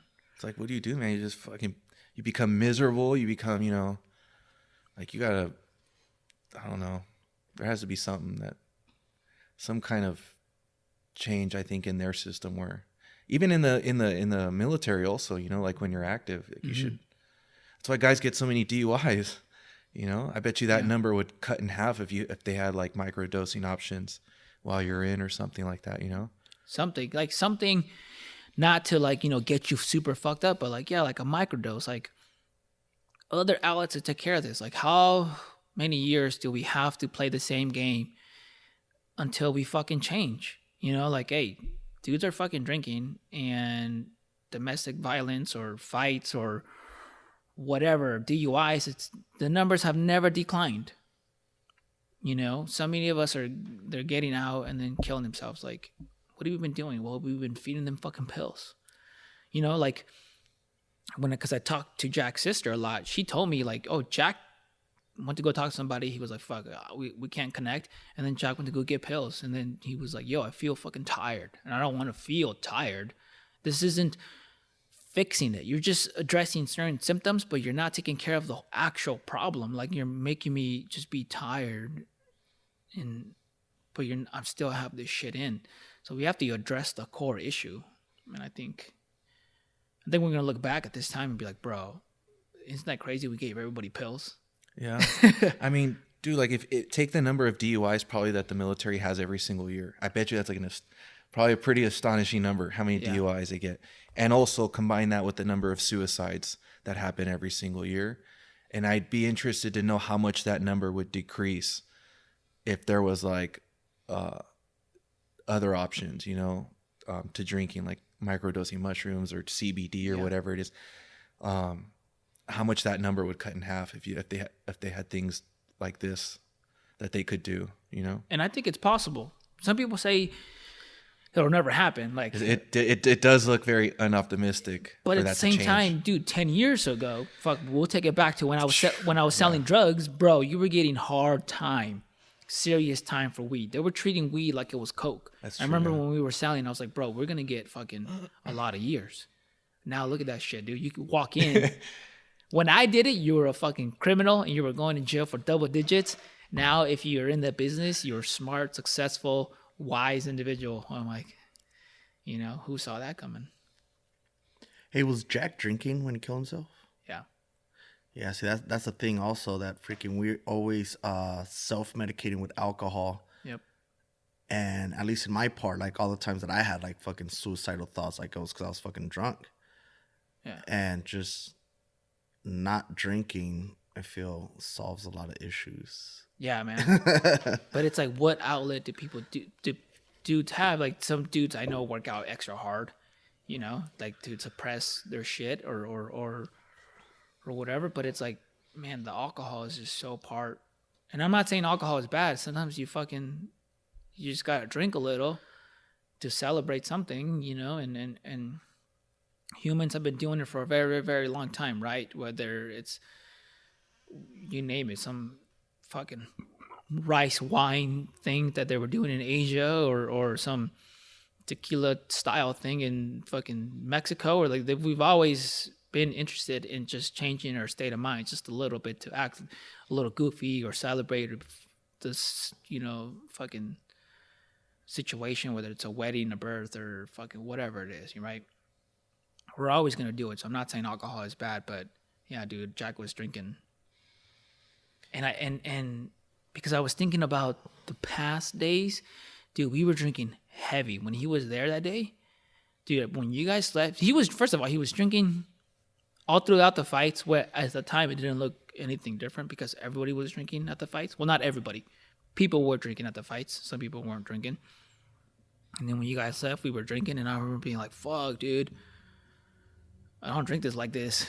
And then he's like, when are you gonna stop with the fucking basing in these drinks? And he's like, where's the Jameson? So we pulled out a bottle, bro, and I was like, oh my god, fuck, like, this is gonna suck. And he's like, hey, I saw the Irish bar around the corner of your house. Are we going or what? And I was like, fuck yeah, we're going. And the first thing he does when we get there is Irish car bombs, and with the side of Jaeger bombs. I was like, bro, That's rough.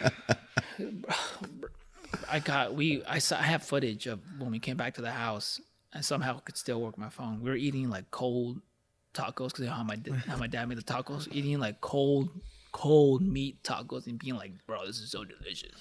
Yeah. I think that's the difference between, like, you know, how you just touched on, like, throughout human history, humans have been, like, you know, drinking to like alter their mind slightly. We drink to get fucked up. Yeah. Every fucking time. Like, Yeah. it's not even to like, get a little happy. Like, it's always to like fucking black out, forget something, or break something. Yeah. Like, how many vets do you know that just drink to catch a light buzz and then be like, all right, I'll do water now. Yeah. Not that many. It's always till it's done. Like, Yeah. Dude, Homer Simpson said it best. Alcohol, the cause and solution to all my problems. Yeah. Dude, I mean, fuck, dude. Jack was drinking because I talked to his sister a lot. And his sister was like, is 3 years older than him. But like, I used to, when we first saw her, I was like, you look just like Jack, but she's older. So I was like, actually, Jack looks like you technically. And he was like, yeah, he went to go drink. He was in New Orleans, big fucking drinking town, right? I think there you can drink and walk around. Yeah. And then he went because she told me they saw footage of him stumbling into the hotel. So he went to his room. And then at that point, I guess he was just like, fuck this. So drinking it's always there, man. Like you said, we're not good moderate drinkers. yeah. Yeah, it's probably not a good answer to. It's not a good therapeutic thing. No. It doesn't solve anything, man. I've never seen it solve anything.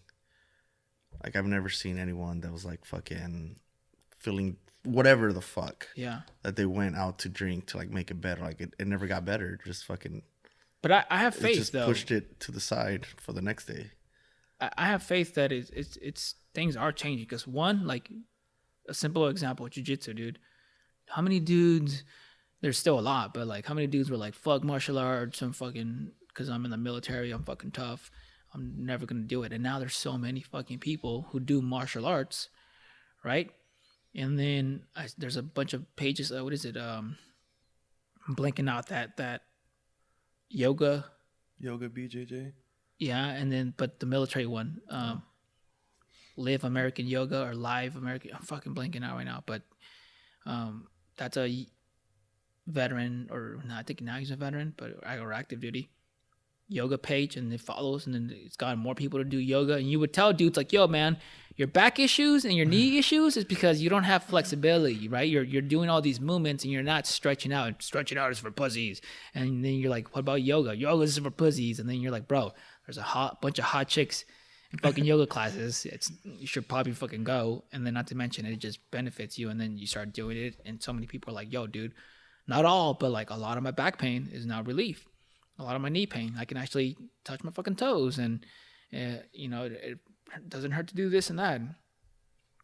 And more people are doing it, right? Are doing this stuff, so it makes me feel a lot more people hopefully are gonna lower down their drinking, and maybe start trying. I know a bunch of dudes who use CBD, right?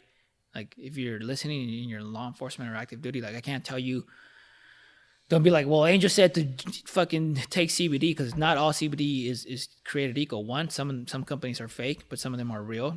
Like if you go to Uncana is they have CBD that has THC and that doesn't have THC. And if you do their non-THC version, you can have the benefits of CBD, and then you're not gonna piss hot.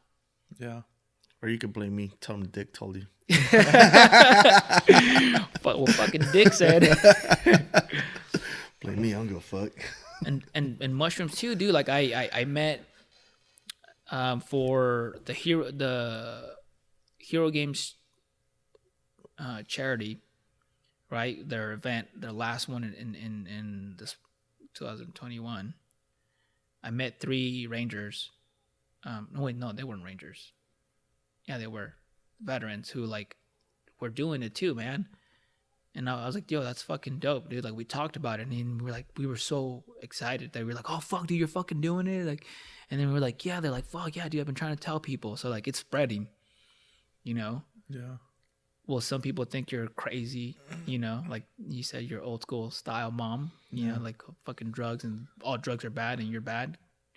Yeah, there might be some people, but I think people's eyes are being opened. Yeah. Especially, I think with the CBD thing, like differentiating it from THC, and you know,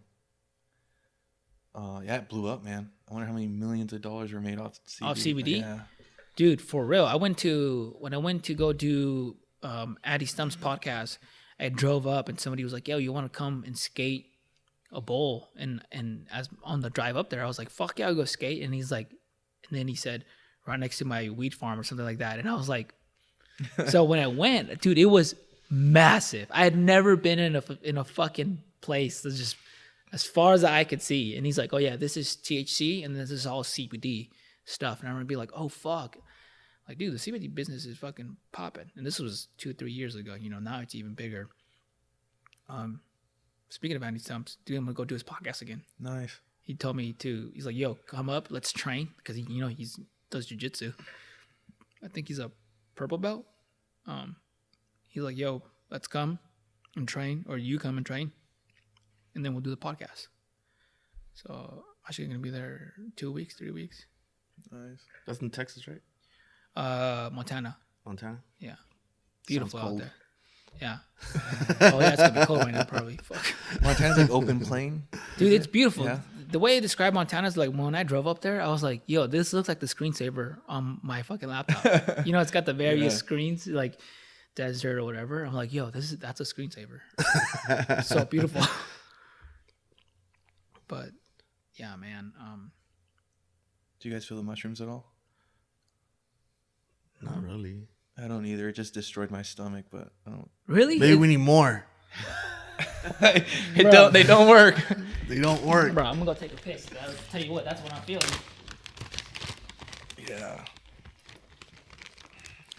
I don't know if I'm gonna dabble more. Well, That's a nice. Jesus. That's a beaut. That's a hog. Toadstool. I can't let my boy do him alone. No wonder why we like Mario so much growing up. It all makes sense now. Yeah, And I used to think these were gross, and now I kind of like it. get it. I get it. We grew up with Mario and Luigi, and the young kids grew up with Plants vs. Zombies. Well, maybe. I play that shit in the airplane sometimes. It's pretty fun. What? Plants vs. Zombies. Oh You never play that? no. Probably not your style. Yeah. It's no Call of Duty. Yeah, I'm hooked, dude. COD? I played a lot before, and then I stopped playing. I got it like for COVID, and then once gyms opened up and whatever, like I stopped playing as much. But I recently started playing again. Yeah. Do you play? Nah, dude. The only thing I play is my PSP. That's like 17 years old now. Yeah, I Little remember PlayStation PSP. Portable. Yeah, they still make games for that. You can. I get mine on like off eBay, and then I just Okay. found this modder.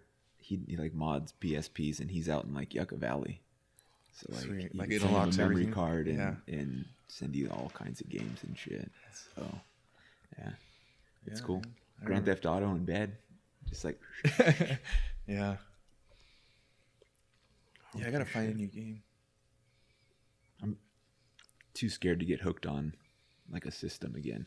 You know. Yeah. My last one was PS2. So It's hard, dude. Sometimes I make it to jiu-jitsu class late, you know, because I'm like I'm in a one more round. well, I'm in a battle royale, you know, like the gas is closing and we're like, you're the last 5 dudes. I'm like, I can't leave now, you know. And so then I end up sometimes getting to class late. Wait, how much more did you guys take? That's one little cap. That was my first cap. So Oh yeah, I ate another cap and stem. yeah. People ask me like, "Yo, how much should I take?" And I'm like, I don't know. Like I just grab and because it affects people differently. I just grab. Because like for example, Dick eats fucking a lot, and then the first couple of times like nothing ever fucking happened, And then when we were in my house, remember we tried that little one? Yeah. And bro, I felt it. Yeah. bro, he was just like, The charcuterie. yeah. The cheese. Did you see that? The cheese cracker. I think so. Dude, we made a cheese platter and literally put just one little thing. Dick was like, I don't fucking feel it. And then Eric was on the side just fucking head in there. And I was just trying to hold it together because I was like, if Eric goes down and I go down. Oh no. So I don't know, man. Fucking, if you're going to try it, just try a little bit and see what goes. And then even then, if you try, let's say you try a certain size and you eat it and you're like, that's my size. No, because maybe they weren't created equal. Yeah. And Definitely. They're all different. Yeah. Huh. You guys got to join us on our next Big Bear mushroom trip. Dude, Yeah. Adults only. we're gonna go. We're gonna go. That's the biggest thing, dude. I can't remember what it was. Was it the Mexico trip or the Big Bear trip? Our babysitter got sick, and Aaliyah's like, "We're finally gonna fucking go with them. We always say we're gonna go with them, and we never go with them." Oh, it was the Mexico trip because I remember we were so happy. I was like, "Yo, we have passports now. We can go." And our fucking sitter got sick, and she's like, "It ain't COVID, but like I'm sick." So we were like, "So you taking care of them or you're not?" So is that yeah or no? So is that a yeah or no? But dude, yeah, we gotta go. I think doing it out there would be pretty nice. Yeah, man. Big Bear is really nice. Connect with nature. You're not, I think it'd be a lot of fun. Yeah, without kids. I think that's what fucked up my high. Well, with that I was talking about, that like it never hit me. Because there was a fuck ton of kids Where? at our cabins. With us. Oh yeah. There was so Like running many around. kids, I felt it, right? So I Yeah. was gone. But yeah, it was like kids everywhere, and it was different. It's a different atmosphere, obviously, the different people you're with, and Yeah. if there's kids or whatnot. So we planned like this adult trip because we're gonna do drugs and shit. Yeah. And my girlfriend's friend and their 6 kids, Oh. freaking, they had a different cabin. So we're like, oh no, they're just we're just gonna meet for like lunch and shit. Like they know what we're here to do, so they're not gonna stay. We're just gonna grill out, freaking, and whatever. And then they stayed, and then they started doing drugs, and we're like, dude, they're not leaving.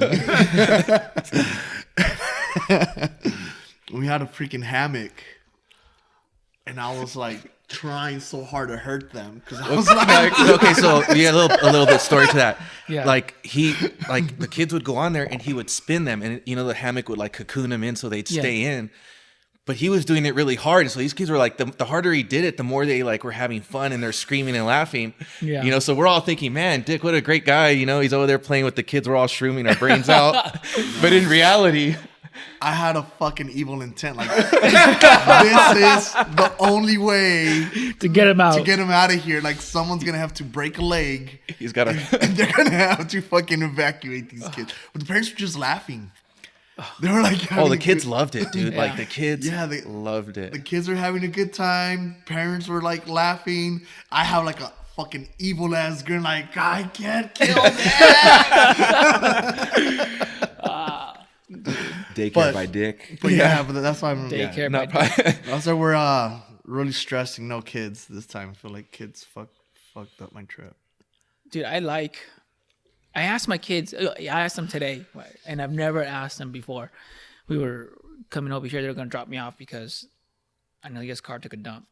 You know that meme when it's like, oh, when you get paid and your car's like, oh yeah, you got paid? Bro, that's what fucking just happened to us. Like, so on the first, I paid all the bills, because usually all the bills are on the first. I paid all the bills, rent, car, whatever. I paid the sponsors, the fighters in the gym, and for whatever reason, dude, during the winter, it's always the slow months for OG Pumpkin. I mean, it's still profit, but not like the summertime. And I remember being like, damn, and I was telling him, I was like, look, we still have some money left over. I was like, hell yeah, we're gonna fucking ball out, I'll take you out. And her car was like, oh yeah, you got extra money? Dude, Anelia calls me, she's like, do you hear the car? And this is by phone. And I was like, yeah. From through the phone, I could hear like a fucking rattle, and then she's coming around the corner, and like in the car, it just fucking the engine just shaking.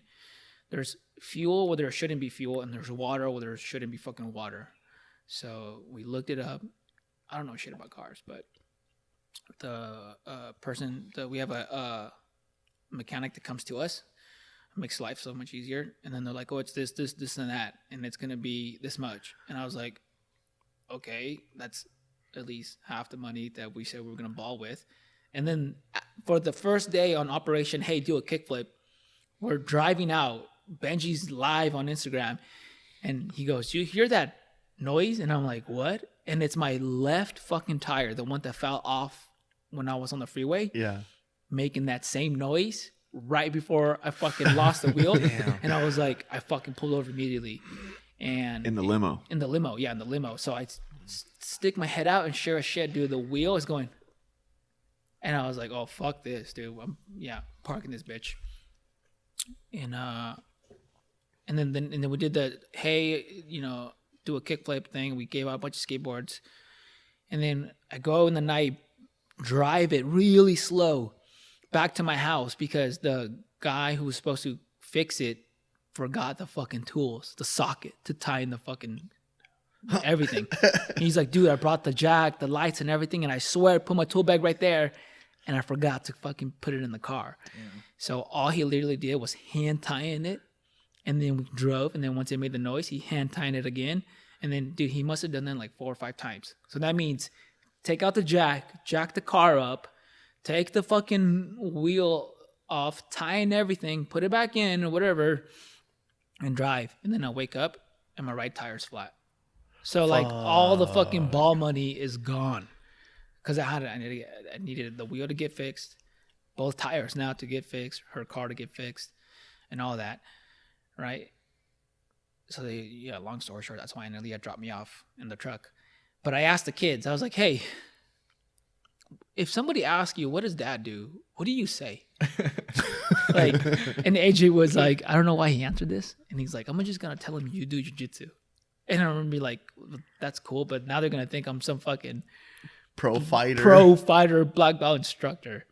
And then Ari goes, I'm going to tell them you shoot with cops and OG Pumpkin. And I was like, okay, shoot with cops. Kind of sounds funny, but like that could be anything. Like, what do you mean you shoot with cops? Like, is he a cop or whatever? And then OG Pumpkin, I was like, OG Pumpkin. But I bring it up because, dude, I wonder when my kids are, because now they're starting to realize what I do. And I wonder how many times until they're like, Dad, are you on something? Because I love eating just a little bit. After I do my homework, I eat a little bit more. And I love being with them and just chilling. And it makes me really appreciate the fine little moments that are going on. And I wonder how long until they're like, Dad's fucked up again.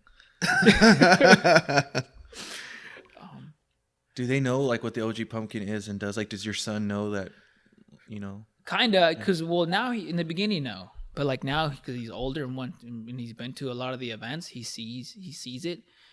But I don't think he understands, obviously, like the deeper meaning, the community work and stuff like that. He just thinks we're just fucking around. Like, was he stoked when he sees like his drawings on people's shirts and like people wearing all this stuff? He's so excited, dude. He's like, man, he's like, yeah. And I can tell he's trying to like hold in a big old smile, and he's like, yeah.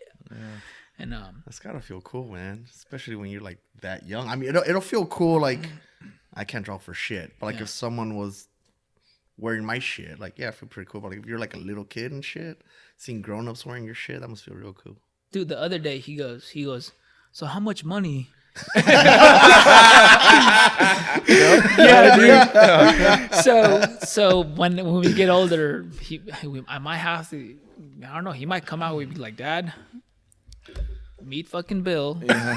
He's my lawyer. This is the contract. Okay, we got, because he goes, Dad, how much money am I making you? Yeah. And he's like, maybe we can use some to, buy some games. I was just laughing. I was like, we can buy any game you want. Yeah. And he's like, no, don't buy it, because he wasn't good during like that day. He's like, he's not being good. I'm like, but this is his profits. I can't deny him his cut. Yeah. And she's like, oh. And then you wonder why. And then you wonder why he doesn't listen sometimes, because you're doing stuff like this. Like I'm saying no, and you're being all cool dad and like, nah, let him. Do you guide his drawings, or does he draw whatever he wants? Hell no, dude. Let the artist be the artist. That's I don't cool. tell him to do anything. Like the fact that he just started drawing mushrooms, I was like, bro, like I'm doing a bunch of mushrooms, and now you're drawing mushrooms. It blew my fucking mind, because Analia was the one who first told me. She's like, look, and I was like, a mushroom. And I remember immediately thinking it was my fault, like because he hears me talk about mushrooms or something or whatever. I don't know. And he's like, no, because the Plant vs. Zombies game. And I was like, oh shit, what are the odds of that? But, dude, I'm starting to feel it now. Yeah. Yeah. Feeling a little bit. I think it was the second mushroom. The second one hit the spot. Yeah. Yeah. Feels good. Big bear trip next time. Yeah. Hopefully you guys find a sitter. We're Don't probably get gonna. sick. We're probably gonna. It's probably gonna be for my birthday, So September. I can make it. Like my birthday, September 8th. I don't know what day it lands on, but probably the weekend after Labor Day weekend. Because Labor Day weekend, like, I hate fucking doing shit. I hate doing shit like holiday weekends because I hate the traffic. I hate. Yeah, it's the fucking worst. Yeah, so it won't be that weekend, but maybe because I don't have anything planned for my birthday, and I think I'm high now. Dude, so some big plans for OG Pumpkin. Benji and I are gonna open a facility. Like we're gonna open just a warehouse type fucking building, and we're gonna put skate ramps in it, and it's gonna be a private skate park. In a corner, I want jiu-jitsu mats, and we're gonna have a shop. So to sell skateboard shirts, swag, thrash and raid stuff, and OG Pumpkin stuff, and then just skate. Like, cause he's doing all this work, and I'm so proud of him, dude. And I told Benji, I'm happy that I met him before all the big stuff. So he does, because snakes are gonna come out. You know what I mean? People are gonna want some of this hype. People are gonna want to fucking get in. Some of them are gonna be real, but a lot of them are not gonna be real. And they're gonna be like, yo, this motherfucker he's 1 year in and he's skating. Right now he was in San Francisco skating. I forgot with what fucking pros at what fucking private facility, and then he's been with Tony Hawk. He's been with fucking Ryan Sheckler. He's all like on a first name basis with Jamie Thomas, and he's got his number, and they text each other, and he's like, bro, it's weird when it's like Jamie Thomas is like texting me, like, Yeah. I'm like, bro, I grew up watching you on all the Zero videos where Ryan Sheckler's like kicking it and saying how cool it is. I'm like, bro, I think you're cool. Like, what do you mean what we're doing is cool? Like, I think you're cool. Like, so that's the goal. We're gonna open a facility, right? Do you know where?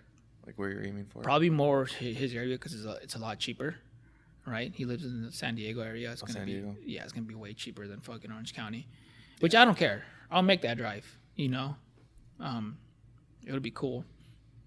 More shooting events. For sure, but not till summer, like when it gets hotter.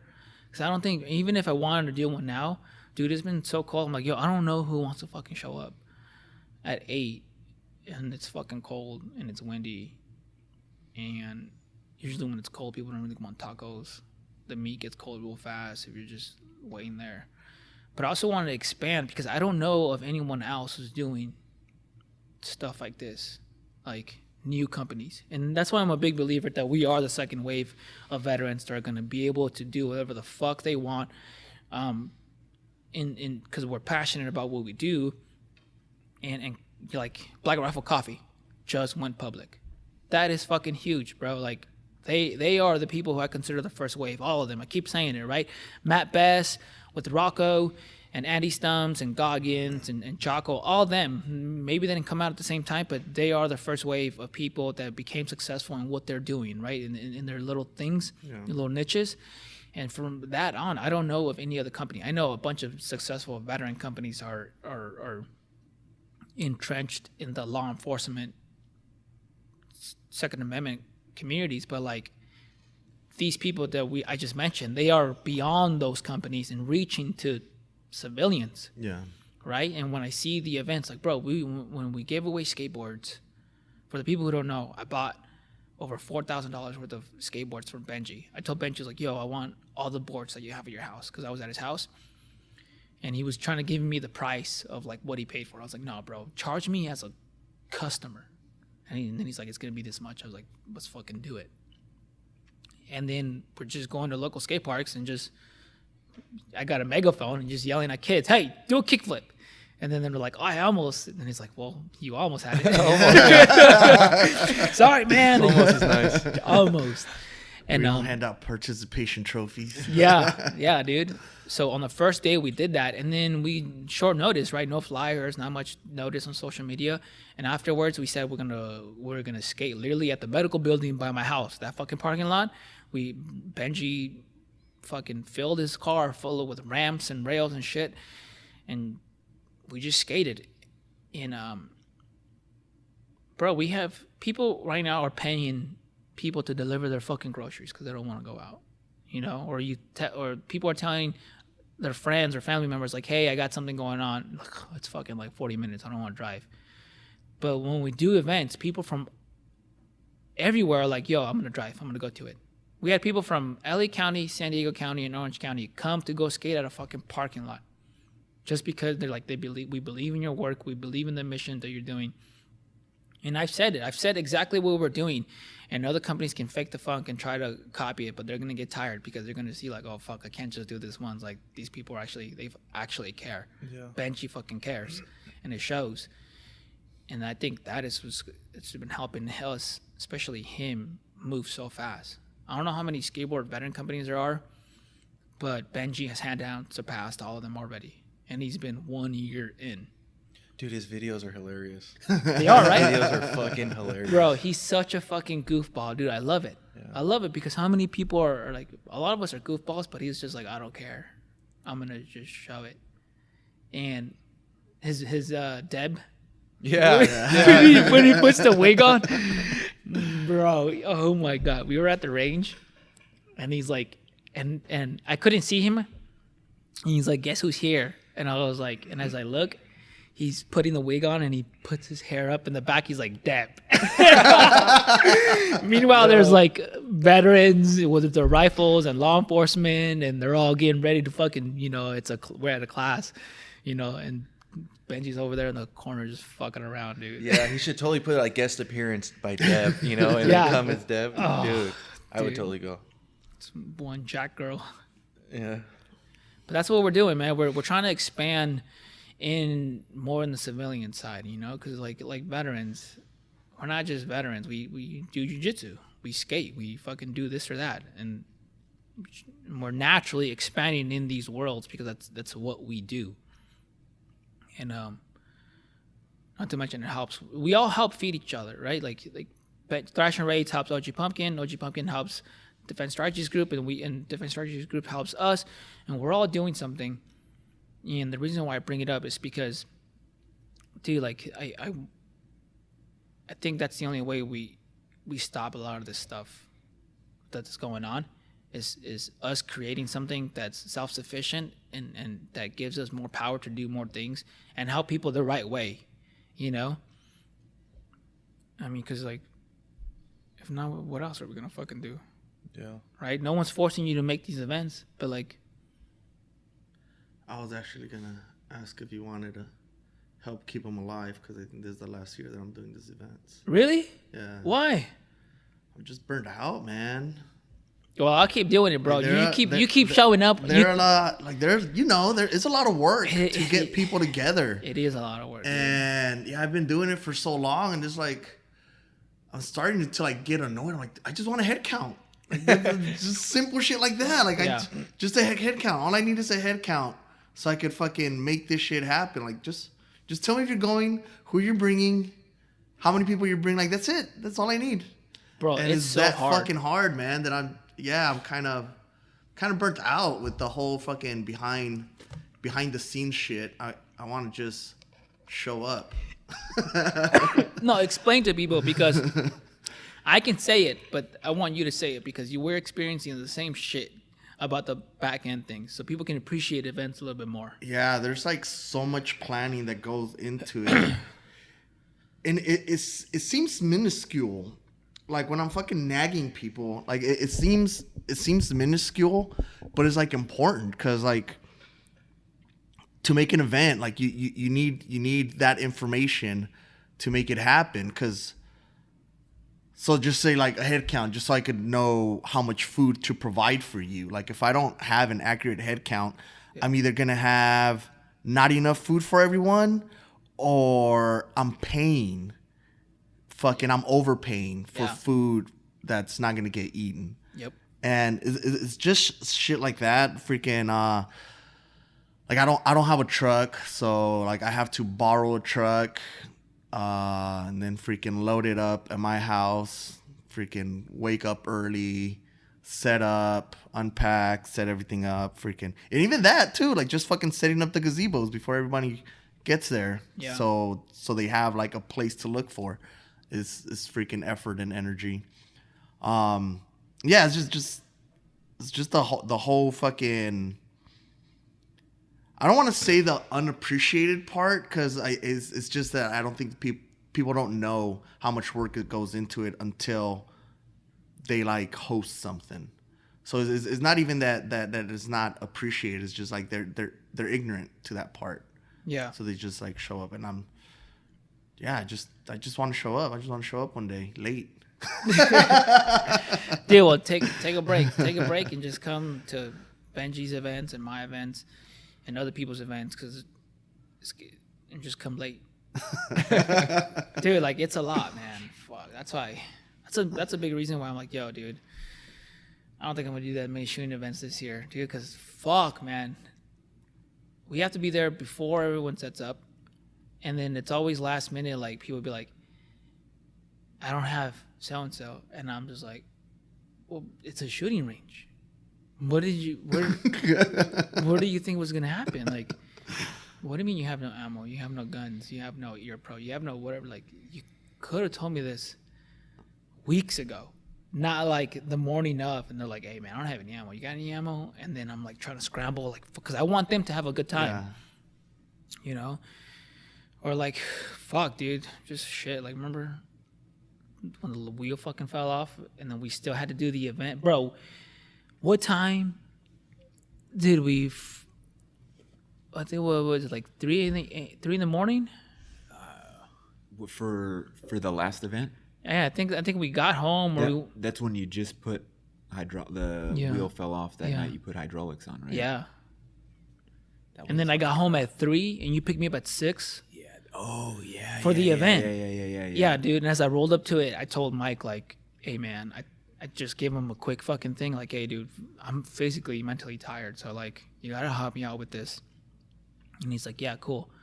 But at the same time, when I go up the berm to get fucking signal, people are like, where is it?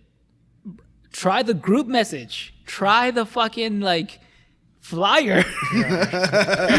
Like, bro, oh my god, yeah. So I know what you mean, man. It's a lot of work. But Benji does the same thing. He says the same thing. But then after a while, we're like, and he'll be like, I'm going to take a week off, man. I'm doing it for my family. I'm taking 2 weeks off. 3 days later, hey, man, this Saturday, we're doing something. We're like, okay, dude. And you guys do like a bunch of events. Like I just have like 1 or 2 a year. And I'm like, dude, I'm over it. You guys are doing them back to back. You have 2 this year, right? Ranger panties at the beach, and then the Veterans Day barbecue. So if you haven't been to those 2 yet, might be your last chance. Dude, you haven't been to Veterans Day barbecue, have you? You weren't here this last year. No. Oh, you were there the year before. The year before, but this time it was raining the year before, and it was kind of small. What was I doing Veterans Day? This year you had to go to the ranch? Yeah, you had to go to the ranch. Dude, I love the ranch. It doesn't even feel like work. Well, for the people who haven't listened to the previous fucking episodes or haven't even seen shit on Instagram and figured it out by now, we go train at this private ranch, and it's, I guess, work, but we get paid, and it's cool. The pay is great, but it's like, man, I'm basically just with my friends out there shooting the shit, because the students that go by, They're super cool. They like the shit that we're doing, and we just fuck around, just shoot. So it's good, but fuck, man, I miss out a lot. I miss out. That was the same weekend as the competition. Yeah, and then I missed a competition because of that too. So, fuck, we can't have it all, man. Yeah. And that's it on its own is a fucking gamble, right? Like, even if you have shit figured out, Mike's like, hey man, I got a 6-figure offer job for you, you know, because DSG is getting bigger and we're expanding in a lot of areas. And he's like, yo man, you know, one of the things we do is security as well, you know. It's like, yo man, it's fucking billionaire, you know, just be security, 6 figures. I'm like, fuck yeah.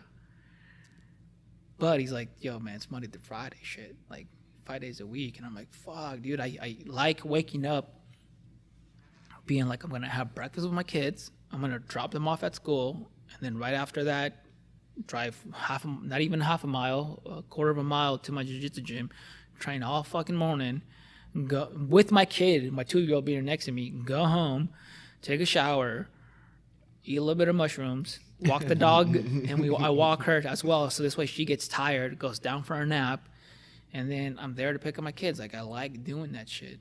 I love do that. And then this is why I love Mike, man. He's like, because I told him, you know what, I got to make some sacrifices to make big moves this year that I want to do, right? To solidify these big moves. And I need the money. He's like, we'll get you the money. Don't do it if you want to do the money, man, because your quality of life is not going to improve. This is the boss telling me don't take the job I'm telling you to take. You know what I mean? Yeah. Like, bro. And I was like, all right. He's like, just think about it though, man. He's like, don't do it. Your quality of life will not like improve, you know, for money. Yeah. And I'm like, fuck, dude, you're right. And I think a lot of us get caught up even within the rat race. Like, I'm going to work to get the money. And you get the money, but like, when are you fucking spending it? When are you having a good time? When are you anything, man? So, but dude, the way you said it, like Benji and I are doing it all the time because it's our work now, you know? Like it feeds off. Like, we're not doing it to make money. We're doing it, and they just happen to start making us money. So we're like, well, fuck this, because Benji's got he went to USC for business, but this is making him money. So he's like, well, fuck this. I don't want to use my degree and be in a fucking office and wear a suit when I can just wear a fucking rocker jacket and dye my hair and fucking skate all day with pro skaters. Like, why would you fucking want to go do that? Yeah. Yeah. No, I'm gonna keep the yearly barbecue because that's easier because it's at my house. Yeah. That's real easy. But I am getting them like smaller. Like, probably won't have a mechanical bull anymore. I stay away from that thing. I know my fingers are already messed up as it is. You know, so trying to hang on to that ththing, I'm like, everyone gets fucking hurt. Like, everyone gets hurt. When I got on, I was like, bro, I'm gonna last on this forever. Because one, I'm athletic, and I'm fucking strong.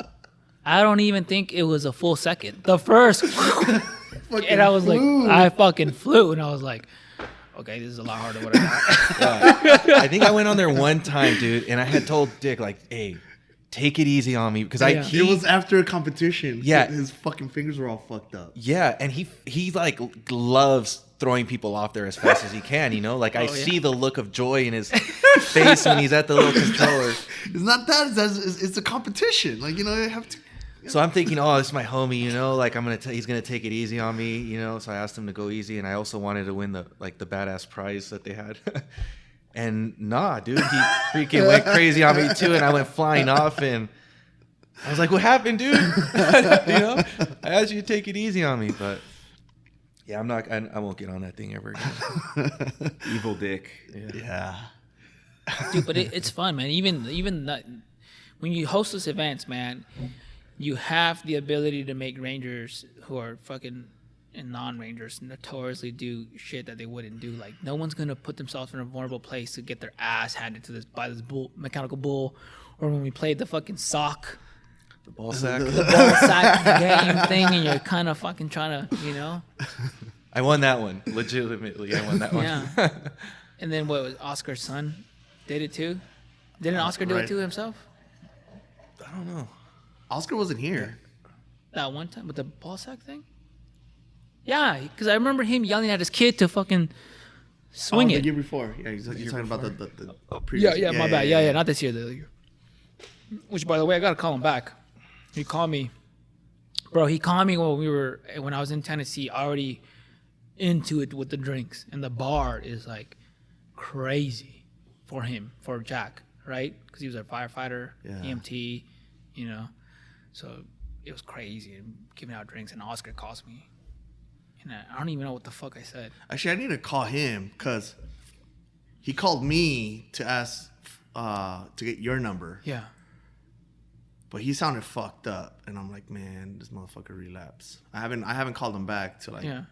but he sounded fucked up. He was like, hey man, give me fucking Angel's number. I got 18 lowriders to go. They can do whatever he wants.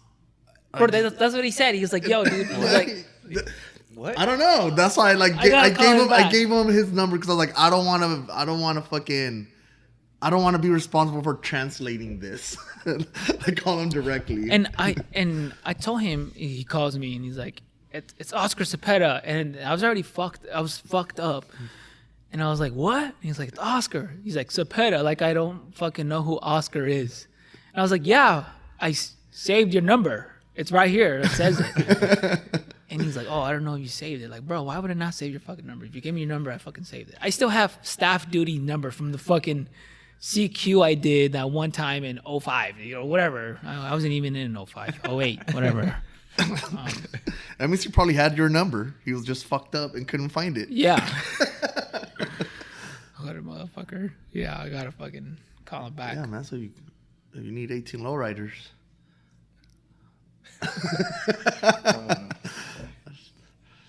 Dude, I'm gonna use the limo for, which by the way is June 4th. Yeah, dude, June 4th, man. The Shred the Trend event. You guys gotta come out, dude. It's gonna get crazy. I know you guys don't skate, but a bunch of people showed up who don't even fucking skate. Shred the Trend event is June 4th.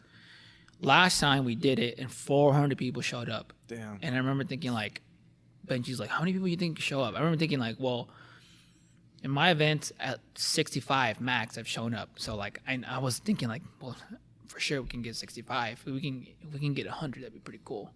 400 people showed up. I was like, fuck, dude, we have live bands. The Aquabats said they're gonna play, which is fucking dope. CJ from the Ramones might come and play again. I can't remember, or he'll just be there to hang out. And we can do the fucking exact same thing.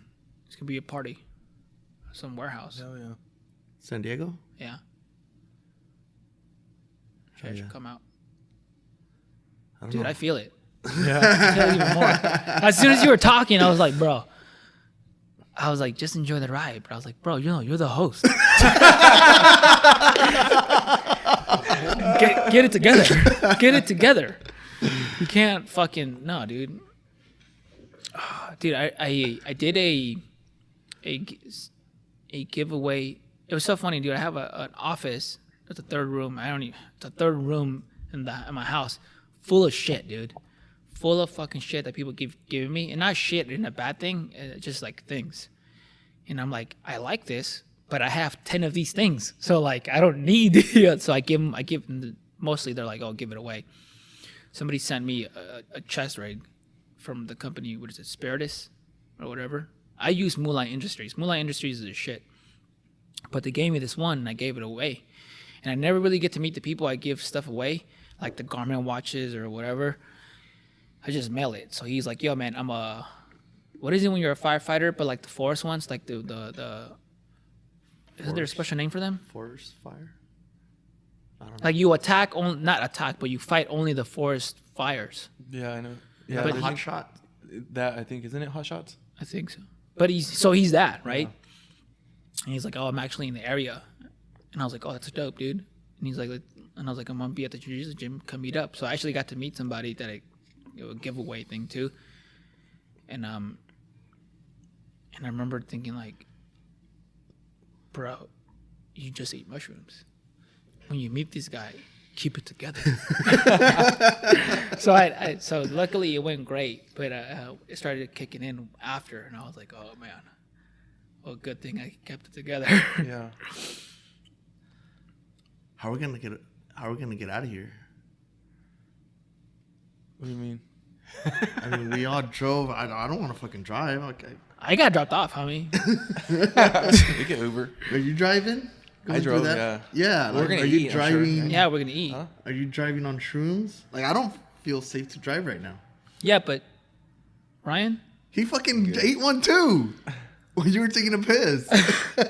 Well, the good thing is we're not getting kicked out, so it's not like someone's gonna be like, "Hey, man, get the fuck out of here." Yeah. We didn't- Which, by the We way, don't your have an boss exit is super plan. cool, dude. Thank you. He's super cool, and I met him. 3 owners here. Yeah, he's one of them. Yeah, so there's 3 owners here, and I met one of them. His son started to skate, gave him a skateboard, and he was cool. We kicked it, but just that whole time, you can tell the vehicle was on my mind. Yeah. I even tried to like run. So as we're skating at the medical building's parking lot, there was a lowrider that just happened to pass by, and I'm fucking running, and I'm like losing my breath, like fucking trying to get him. I was on the skateboard and then running. I was trying to get his attention, like hopefully maybe he's got the fucking tools to help me out. Because that's the thing about lowriders. Now that I follow lowrider pages, I've come to realize there's a lot of issues with lowriders. Because you see the cool fucking pictures and them jumping and all this shit, but when you follow the pages, especially certain pages that specialize in like, oh, here's another lowrider that broke down. They break down all the fucking time. I would expect that from fucking all that fucking weight, dude. Bro, like half, not even half. So like some of the issues that I've already seen on the fucking pages, I'm like, I remember being like, damn, that sucks. And then once it happens to me, I'm like, oh yeah, now I remember that thing. The fucking video. Fuck, dude. I should put my fucking information to those pages. Be like, yo, share my shit too, man. Because guess what? A wheel falls off on the fucking freeway. Yeah. And you start skidding. 3 times. Yeah, dude. Fuck. Bro. Yeah, surrender's not a Ranger word. Dude. And Bobby Tribal, dude, he tried to warn me from it, right? He's like, man, he's like, are you sure you want lowrider, man? He's like, it's a lot of issues, man. He's like, you gotta worry about this, worry about that. And as he's telling me this, I was just like, yeah, dude, I want it. So he hooked me up, but fuck, man, when I see him again, first thing I'm gonna tell him is like, you know, you were trying to warn me about all these issues. Yeah, homie, because like you have to charge the batteries, and I was just fucking with the switches all the time, and then one time like it didn't really go, and I was like, I didn't charge, the batteries are dead. I haven't charged them. Turns out I didn't fucking plug it in, so I plugged it in, and I remember thinking like, well, I gotta get the fucking charger, and I'm thinking like, how do you even charge hydraulic batteries? And then I looked it up, and I found the fucking thing, and it's like $400, and I'm like, what the fuck, man? Boy, so now I gotta buy battery chargers. Yeah, how do you charge them? Like, you plug it into your house like a Tesla? No, it's this special fucking battery charger that you need specific batteries, because if I remember correctly, because I'm a little fucked up, I don't have car batteries, I have boat batteries. Yeah, I didn't even know there was a difference. I thought a battery was a battery. Yeah, That's a it is. battery. No, I have The limo uses a boat battery? Yeah, uses Well, no the the limo- hydraulics Oh, the system. hydraulics. The hydraulics uses. So I have 4 boat batteries that I have to go get a special charger to make sure the fucking things don't die. And the other day, my 2-year-old Chunky's always like, oh, jump. So I jump and I hear a little squeak and I'm like, oh, what the fuck is that? And then I tell the guy who made the rig and he's like, yeah, man, well, when you're jumping, shit moves. So now I got this squeak I got to address. And I'm like, oh my God. But I sure do look cool though. It's one of a kind. Yeah. One of a kind. Yeah, dude, I'm tripping balls. I feel like I've come back. Like I'm not. Yeah? Yeah. I'm good. I haven't. It built up, but like the lights are really bright. I kind of don't want to fucking do anything else right now. I'm sure when I get up and move, I'll probably feel it more again too. You know, it comes in like waves. Yeah. Dude, that wasn't even, I only had like 2 shrooms. This was a strong batch. Yeah. You're not immune. I'm not immune, dude. It was just that one day. I told you. Turns out drugs hit me. Dude, how do you keep your cauliflower ear from getting really bad? I've never gotten it. That's what I'm saying. Yeah, I got a little bit right here, like in the inside, but I've never had to drain my ears. Yeah. I just don't get it. Like he got it right away. Another friend of mine got it like within 3 months. It took me a year. Yeah. And everyone's telling me, dude, I drain it, and everyone's like, no, fucking, don't drain it. They're like, what the fuck? They're like, I'm like, bro, that look, It looks terrible, dude. Like it's terrible. yeah, nobody wants to see that, bro. No, dude. Well, besides the look, the only reason I don't want to do it is because when we're shooting, I have the not the earbuds, just the plastic ones, but I have the ones that have microphones, so I can.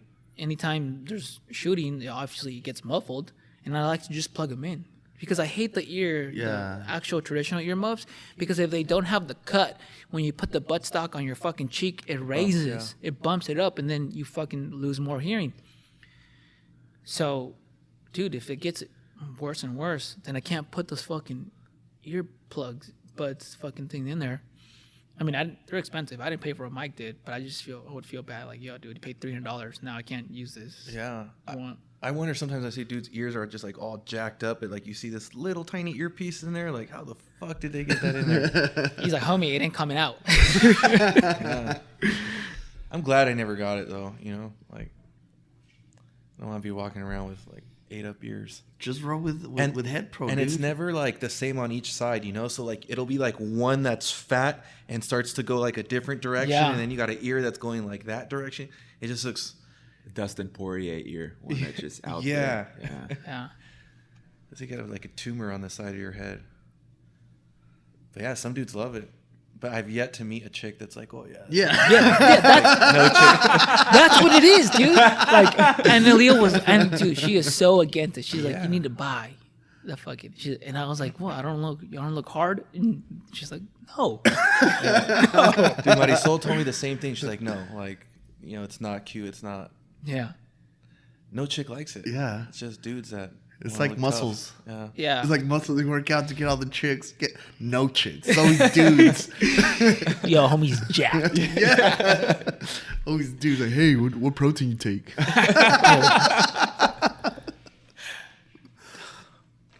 Dude, for real. All the things we do for chicks, and like, they're like, we don't fucking care. Like, how many times I was in downtown San Diego, which, have you ever been to downtown? What is it? The gas lamp? Gas lamp. No, not the gas lamp, like the old. Oh, yeah. I know what you're talking about. They have like the freaking, like the brick. It's like a historic. Yeah. Yeah, I've been there. It's beautiful, dude. I've never been there. Have you? Not I've been there. Not Logan Heights, where we were, Barrio Logan. No. Somewhere else. It's like the roads are brick and shit like that. Wow. And it's like an old. I know what you're talking about. Like, I've gone there. I've taken the girls and shit there. And, well, it was our first time, and it was their super dope. root beer floats. Oh, it's out. Oh, duh. After the competition, I'm like, why was I there? Well, for the competition, fool. So, dude, we go there, we eat. I start trying, and then these fucking motorcycles come by, revving their engine, and I'm thinking, like, bro, has anybody in the history of revving their engines had a chick run to them? Like, I heard your engine. I heard, and I want to suck that dick. but guys do it all the fucking time, dude. Or blasting their fucking systems. I blast my system because I want to hear the song, and I like. But when I'm at a light, usually I try to lower it down because I'm like, they don't give a fuck about my music. I don't want to have them listen to my music. But guys do shit like that for girls, and you're like, they don't give a fuck. They get annoyed. But Yeah. Like dick pics. yeah. No one in the history of fucking actual female was like, oh yeah, send me more. Yeah, said before. Dried up deli meat. Yeah,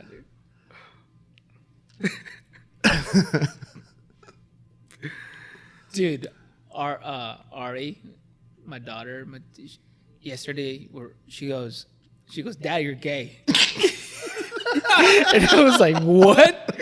And I was like, no, she said so and so, and I was like, no, she said, Dad, you're gay. And we weren't paying attention. It was the Office episode when fucking Michael finds out what's his name? Oscar's gay. And then so we're like, what did you say Dad was? I'm like, Dad's gay. And then we were just laughing, and she was like, what does that mean? And I was just So like, she said it, she didn't know what it meant? yeah, she just called me that, but she didn't know what it meant.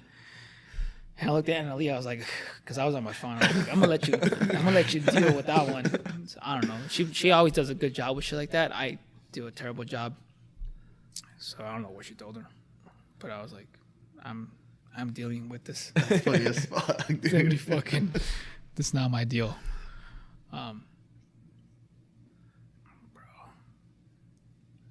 Dude, you gotta make your family. You have several that are fucking cool, but I think the one with Chonch and everyone like dressed in black and gold. Is that a shirt? No. You should put that shit on a shirt, dude. Totally. I'll put on a shirt. The what NWA freaking Yeah, remake? That Right. one's dope too. So yeah, I think there's one in all black where you guys are Death row, posing. the death row. Oh, one. Death row. Yeah, the And death row And one. then there's one where you guys I think are strapped. That's the Yeah. NWA one. Yeah, that one's sick too. Those are my two favorites. I was like, yo, I thought about a prop gun, but I was like, nah, that shit's gotta be real. So I was like, yo, who's got a fucking, obviously it's empty, you know? Yeah. But yeah, fucking big old 38 special, right? Is that what it was? Yeah. 38. I should make it a shirt. I just thought it was cool, dude. I always wanted it. I got the idea from Robin Big. You know that show? Yeah. Robin Big did it. And I remember being like, I was like a fucking teenager. Be like, Oh yeah, with their dog too. They put their dog in there, right? Yeah. Yeah, the little bulldog. I was like, yo, that's fucking dope. I was like, I'm gonna fucking do that with my kids. Who like guided like the poses? Ryan. I Dude, did all that yeah. was phenomenal. Everyone freaking nailed their pose. Dude. Was sick. Right? Hell yeah. That's probably one of the coolest pictures I've ever seen. Like, Bro, any picture that I look cool is not because of me. 'Cause anytime I take a picture, I don't look cool, but it's them. He fucking he's got the dude, eye. he nailed it. That was fun. That was fun. Some I arcade got a times. couple ideas that I want to do more for family pics. I want to do the Fight Club scene when Brad Pitt is over the guy telling him don't fuck with us, and they're all dressed as waiters, but it's Brad Pitt this way. One of them, two of them without a ski mask, and if you remember, a lot of them had ski masks, but and dressed as waiters, but the last one has a ski mask. So I'm like, Chonchi's ain't gonna wear the ski mask. She won't sit still for the shot. So she'll be a non-ski mask, and then Ari, and then I'll put AJ as a ski mask. And then the Matrix, like when the first time Neo is out, is out of the Matrix or in the Matrix? No, he's out of the Matrix, and then the first time he goes back in, and then they're all dressed in like super cool outfits. I don't know where I'm gonna get shit like that for kids though. Yeah. Custom make those ones for Yeah, sure. right? Yeah. those like the trench coat looking things. Yeah. Yeah. All I have to do is like, Neo was easy because he was just all black on black. But like, I need cool dresses for my kids. My Dude, two and they daughters. play the role so well. Like they just like they stay in character. Like, do you have to tell them a lot to do that, or they just kind of absorb it pretty quickly? Dude, he has really, really good kids too. Yeah. Like not like your kids are very well behaved. They're very respectful. Yeah. Except when they're like, Dad, you're gay. And it's a joy to be around him and his kids. Like Yeah. it's a really cool thing to see. But the kids, they listen really well. So like, hey, or like with kids too, you have a certain amount of time before they like fade off. You know, they don't want to do it anymore for photos, right? So it's like, okay, I know I can get him. I have to get like anywhere between 10 and 20 shots.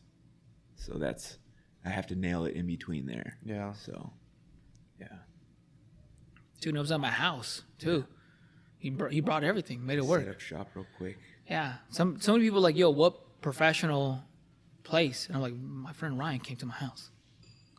I think I have a picture of like, because for me it was astonished. Like, he made my fucking fucked up living room into a professional setting with the lights and everything. And I was like, fuck yeah, dude. This dude knows what he's doing. I don't fucking know. Yeah. Shit. Like, you can have all that, but if you don't have like, if The they can't eye. like, yeah, the eye, you have to guide it all, and then also the person the person also has to take his direction, right? Like your kids. Yeah. And I totally know what you mean when you say his kids are badass. You do have like, however you did it, I don't know, but I have to try my best to like replicate that. Like, we'll probably talk again a lot once I do have a kid, because man, his kids are. Dude, this was so scared of having kids. Bro, Me? you just gotta go for it, dude. Well, because I've seen all the bad kids, and I haven't seen like, I barely just saw Angel's kids, and I'm like, oh, you can have good kids. We're Like, all traumatized by silver teeth kids. Yeah. Dude, well, and Aaliyah's cousin is like, I want to have kids like yours. And I remember thinking like, no, you don't have kids like mine. You make kids like mine. Yeah. And the way I did it was just like, if I do the complete opposite of what my parents did, then I think I will be an okay dad. Turns out that the bar is so fucking low that when you do the opposite of a shitty parent, you look like you're fucking hot shit, dude. But it's not, man. I just think this is what you're supposed to fucking do, right? I mean, think about it. It's very simple. How many of us have seen young parents have kids and then they still fucking party every weekend and they neglect the fucking child? You're like, I'm not saying you can't go out. I'm not saying that. But like, the child becomes a nuisance. You're like, fuck. Especially if they're divorced. Like, yo, I'm trying to get this nut, but this fucking kid is here. You know? Or fucking yelling. I'm like, yo, if a baby is crying, you get upset. Like, a baby doesn't know how to talk. They don't know how to express themselves. It's either they're hungry, they're tired, or something is hurting them. Like, so you have to fucking address that, find that. Like, or if a kid behaves and does kid shit, like, kids will learn and they'll pay attention. But like, even my kids, as good as they are, they still do fucking kid shit, and I can't get upset because they're kids. They're growing and learning, and it's patience. And plus, it doesn't help being on a little bit of mushrooms. That's the secret. The mushrooms. The mushrooms. And bro, I fucking put them in the shit I like. You know what I mean? And then anywhere that they show interest, I just fucking support them. You know? Bro, my kid was playing the violin, and that was blowing my fucking brains out. Like, I was just, Which one? AJ. AJ. I was drinking, and he goes to everybody at, what was it, New Year's? Oh, yeah, because I hosted New Year's at my house, or Christmas at my house. And he goes, you guys want to hear me play the violin? And I was like, sure. And I thought because he's a kid, I was like, well, he's going to suck. But it's a kid. No, the kid fucking plays. Yeah. And I was like, I told him again, I was like, bro, you're so cool. Dude, when I was your age, I was like, yo. Dude, he is cool. I was like Pokemon Yeah. and Power Rangers and, yo, more cereal, please. That's it. Yeah. That's as far as my fucking intellectual fucking thing went, dude, in the world. He's so fucking smart. That must be crazy, like having a son and just seeing him be like cooler than you were. Bro, it trips me out all the time, dude. And like, I remember I told him one time, I was like, when you jiu-jitsu, man, he's a super sweet boy. Super sweet. I remember my dad was like, aren't you scared that he's super sweet? The world's gonna destroy him. And he's an old school Mexican like that, right? And you gotta be tough and stuff like that. Like, of course, yes, you have to be tough, but like, you don't have to always be tough. You don't gotta wake up angry. Yeah. You know? Like, yo, man, it's breakfast. Yeah. What are you fucking angry about? Stop gangbanging on the cereal, bro. But I was like, no, if I put him in jiu-jitsu, he'll be able to take care of himself. And I told him, both my kids fought, and Ari just decked AJ right in the fucking face. And I remember first being like, one, that was good technique. But like, two, that was bad. Like, yo, you can't be doing this. You can't hit somebody just because you're angry, you know? you can only use it when someone's trying to hurt you. And AJ goes like, yeah, I had to do that one time in recess. And I was like, what the fuck? So because I was trying to fucking scold Ari and put her, like, yo, put her in her place. Like, hey, you can't fucking do that. You're going to be in fucking timeout or whatever. I forgot. So then I asked Leah, I told her what happened. And she goes, well, what did he say? And I was like, I don't know. I was just shocked because you just fucking threw it out there. Like, like, yeah, I had to do it in recess. So I was like, oh, how are we going to approach this? Because we want to get the truth out of it, but we don't want him to be on guard and just shut it and be like, oh, I was lying or whatever, right? And he's like, there was a kid that was bullying us and taking our handball. So I got the handball back. And then he just like walked away from us, and we were like, okay. So somehow he used his jiu-jitsu to get us the handball back, and then that was the end of that. So according to him, so yeah. And your kids are really good at jiu-jitsu. yeah, dude, bro. Ari choked this girl out like in seconds, dude. I was so proud of them. Like their game is the guard. Like, they like the guard game. Yeah. Plus they're really flexible and lengthy. They get that from Analia, the lengthy part, because I'm fucking short. And she pulled guard, put her in a triangle, set it up. It's almost like the coach when he shows you a technique and he does it step by step. She literally did that step by step and just chugged this chick out. And I was just like, shit. Yeah. Fucking killers, dude. I'm proud of them, dude. They're good kids. AJ didn't place, but I felt good. I told him I was still proud of him. You can tell he felt bad.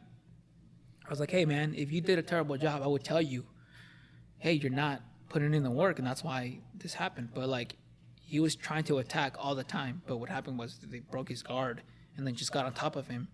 And then, like, literally just tried to stay on top and rack the points. And then, like, that was the end of the match. And I told him, like, bro, you were attacking. And even when someone was on top of you, you were still trying to fucking push. And you were fighting the entire time. I was like, so many adults don't even have that ability in them to just attack. They're so scared of getting pinned. They're so scared of losing a point. And even when you were on top, there's so many adults that just fucking, that when the kid was on top, there's so many adults that just give up. And you didn't even give up. You were trying to buck him fucking off to the last second. Like, bro, that's a lot, man. A lot of grown people don't even have that ability in them. But I can tell you, it's just like, I felt bad because he didn't medal. But long story short, dude, if you just do the opposite of what shitty parents do, you'll be okay. Yeah. I hope I'm not one of them. They teach you. You won't be, bro. You know why? Because you got us. That's true. You got us and the type of friends that will call you out. I mean, not only that, but like it's not even in you to be like a shitty parent. Yeah. Like you already lived through it, so like you're not gonna like you said, like you're not gonna put your kid in a situation that you didn't like being in yourself. Yeah. So you're already not. You guys thinking of they already soon? have that head start. After we get married, like we're gonna get married this year, October. And then probably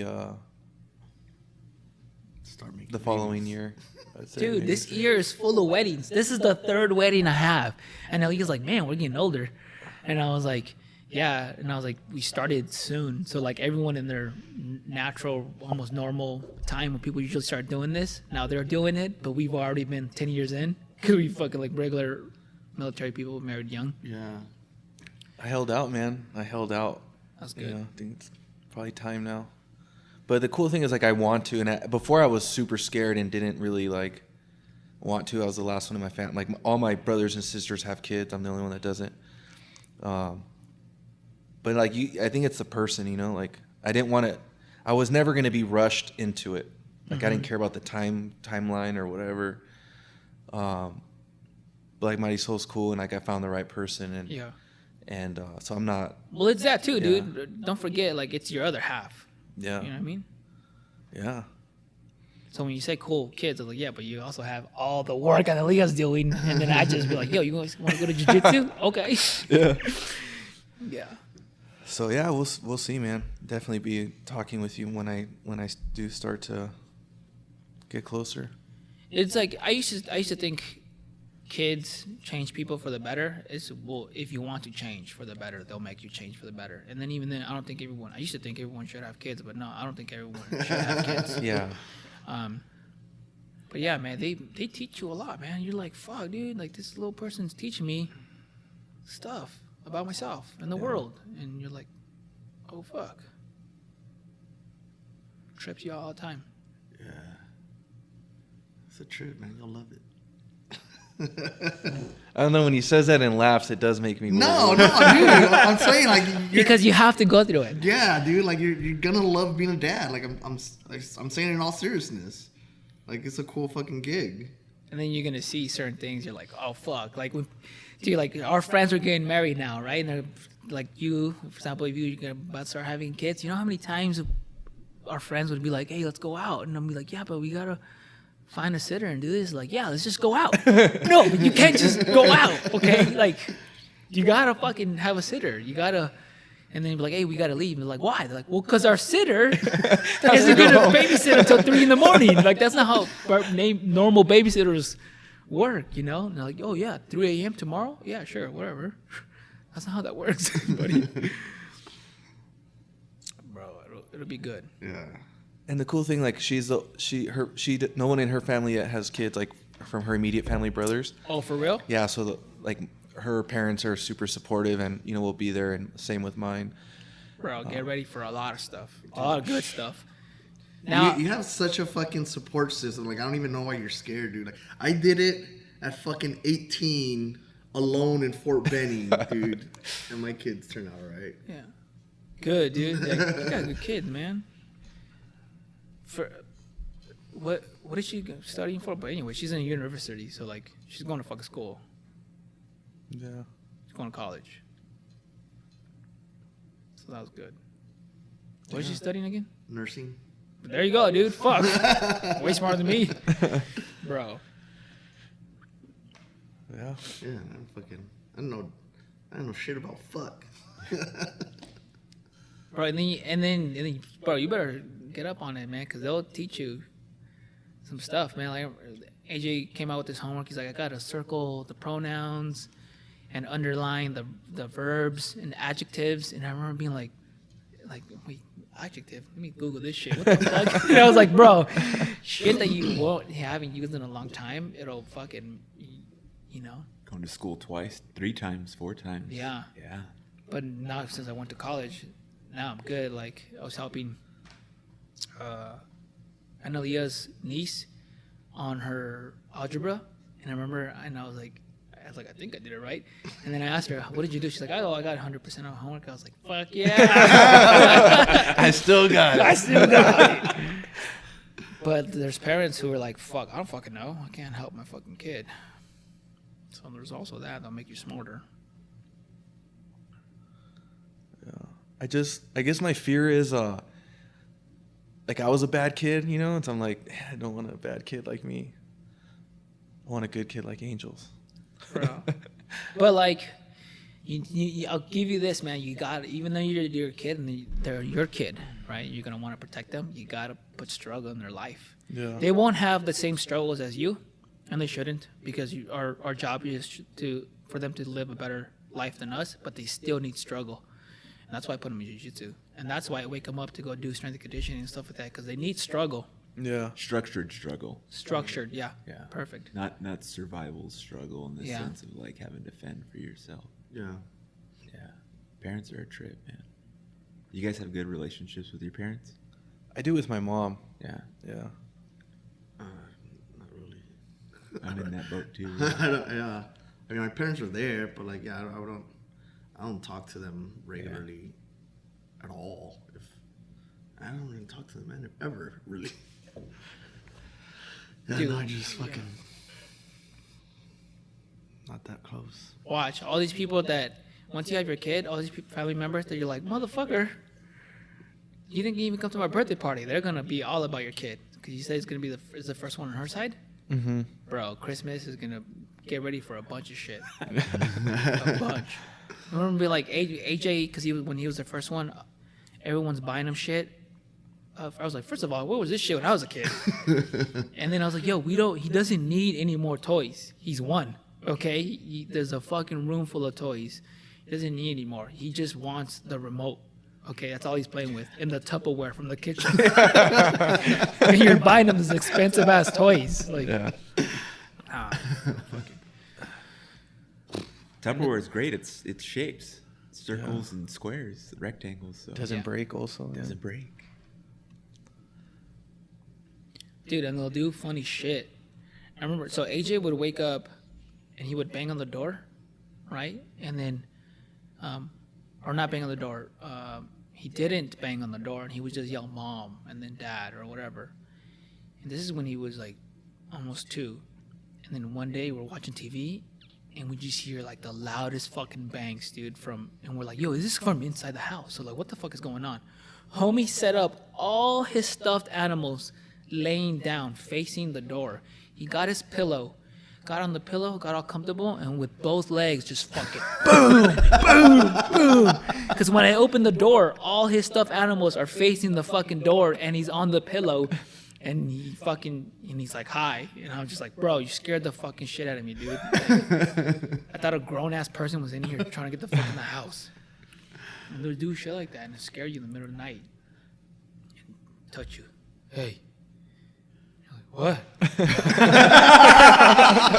Dude. AJ did that to me the other day. Dude. Have you guys seen the new Ghost Rider? Not Ghost Rider. Ghostbusters? Ghostbusters. Have you seen the new one?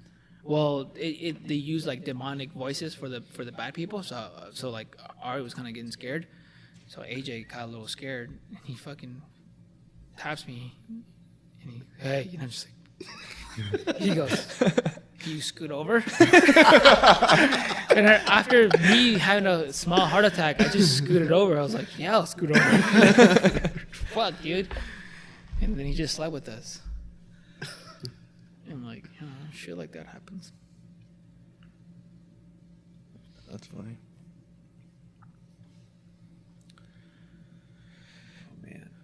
Yeah, I'm excited for you to have kids. So Yeah, this dude had them I don't have super to. fucking young.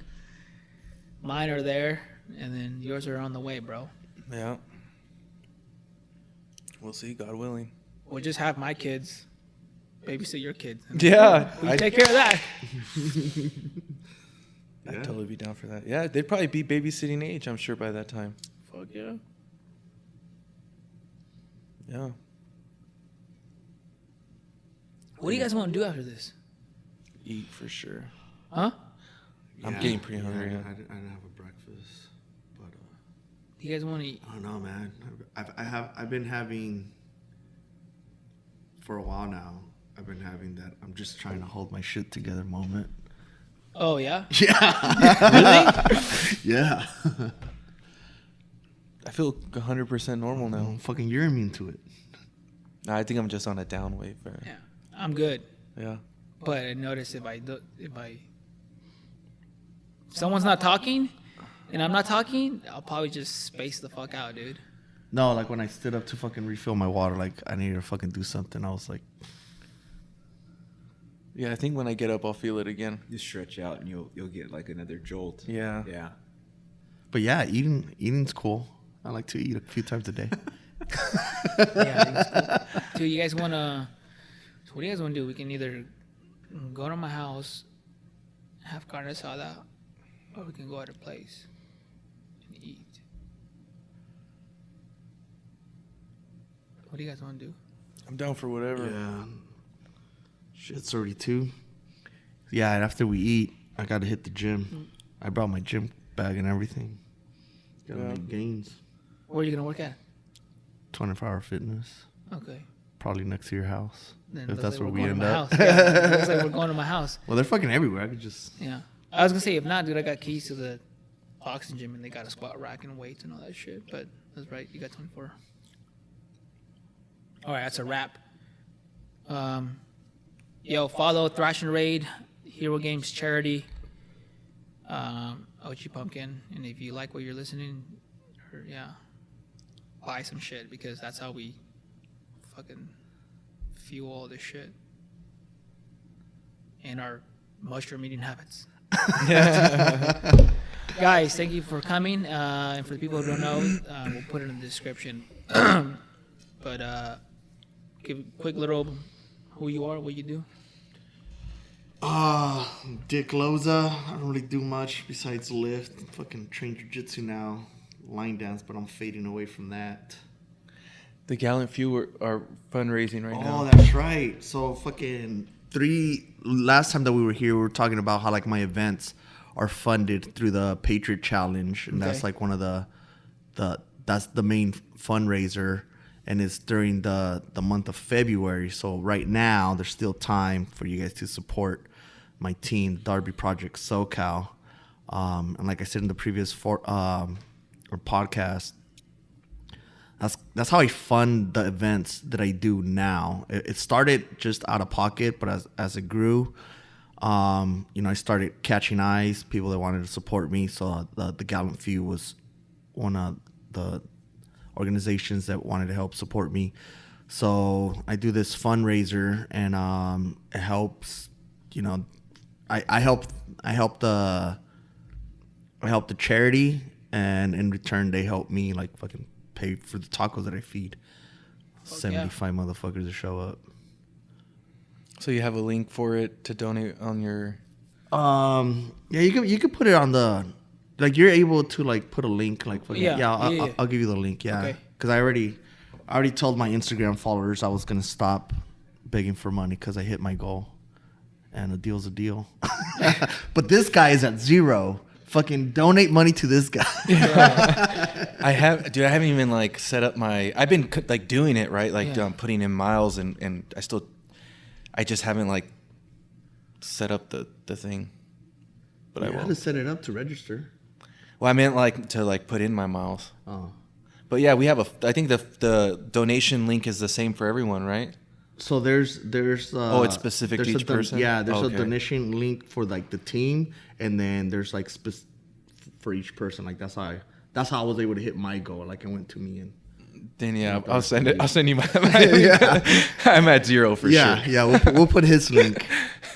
All right, Eric. Yeah, just Eric. I'm just here for fun, chilling with the homies.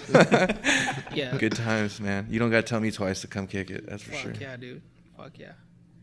All right, cut it. It's over. Thank you. All right, guys.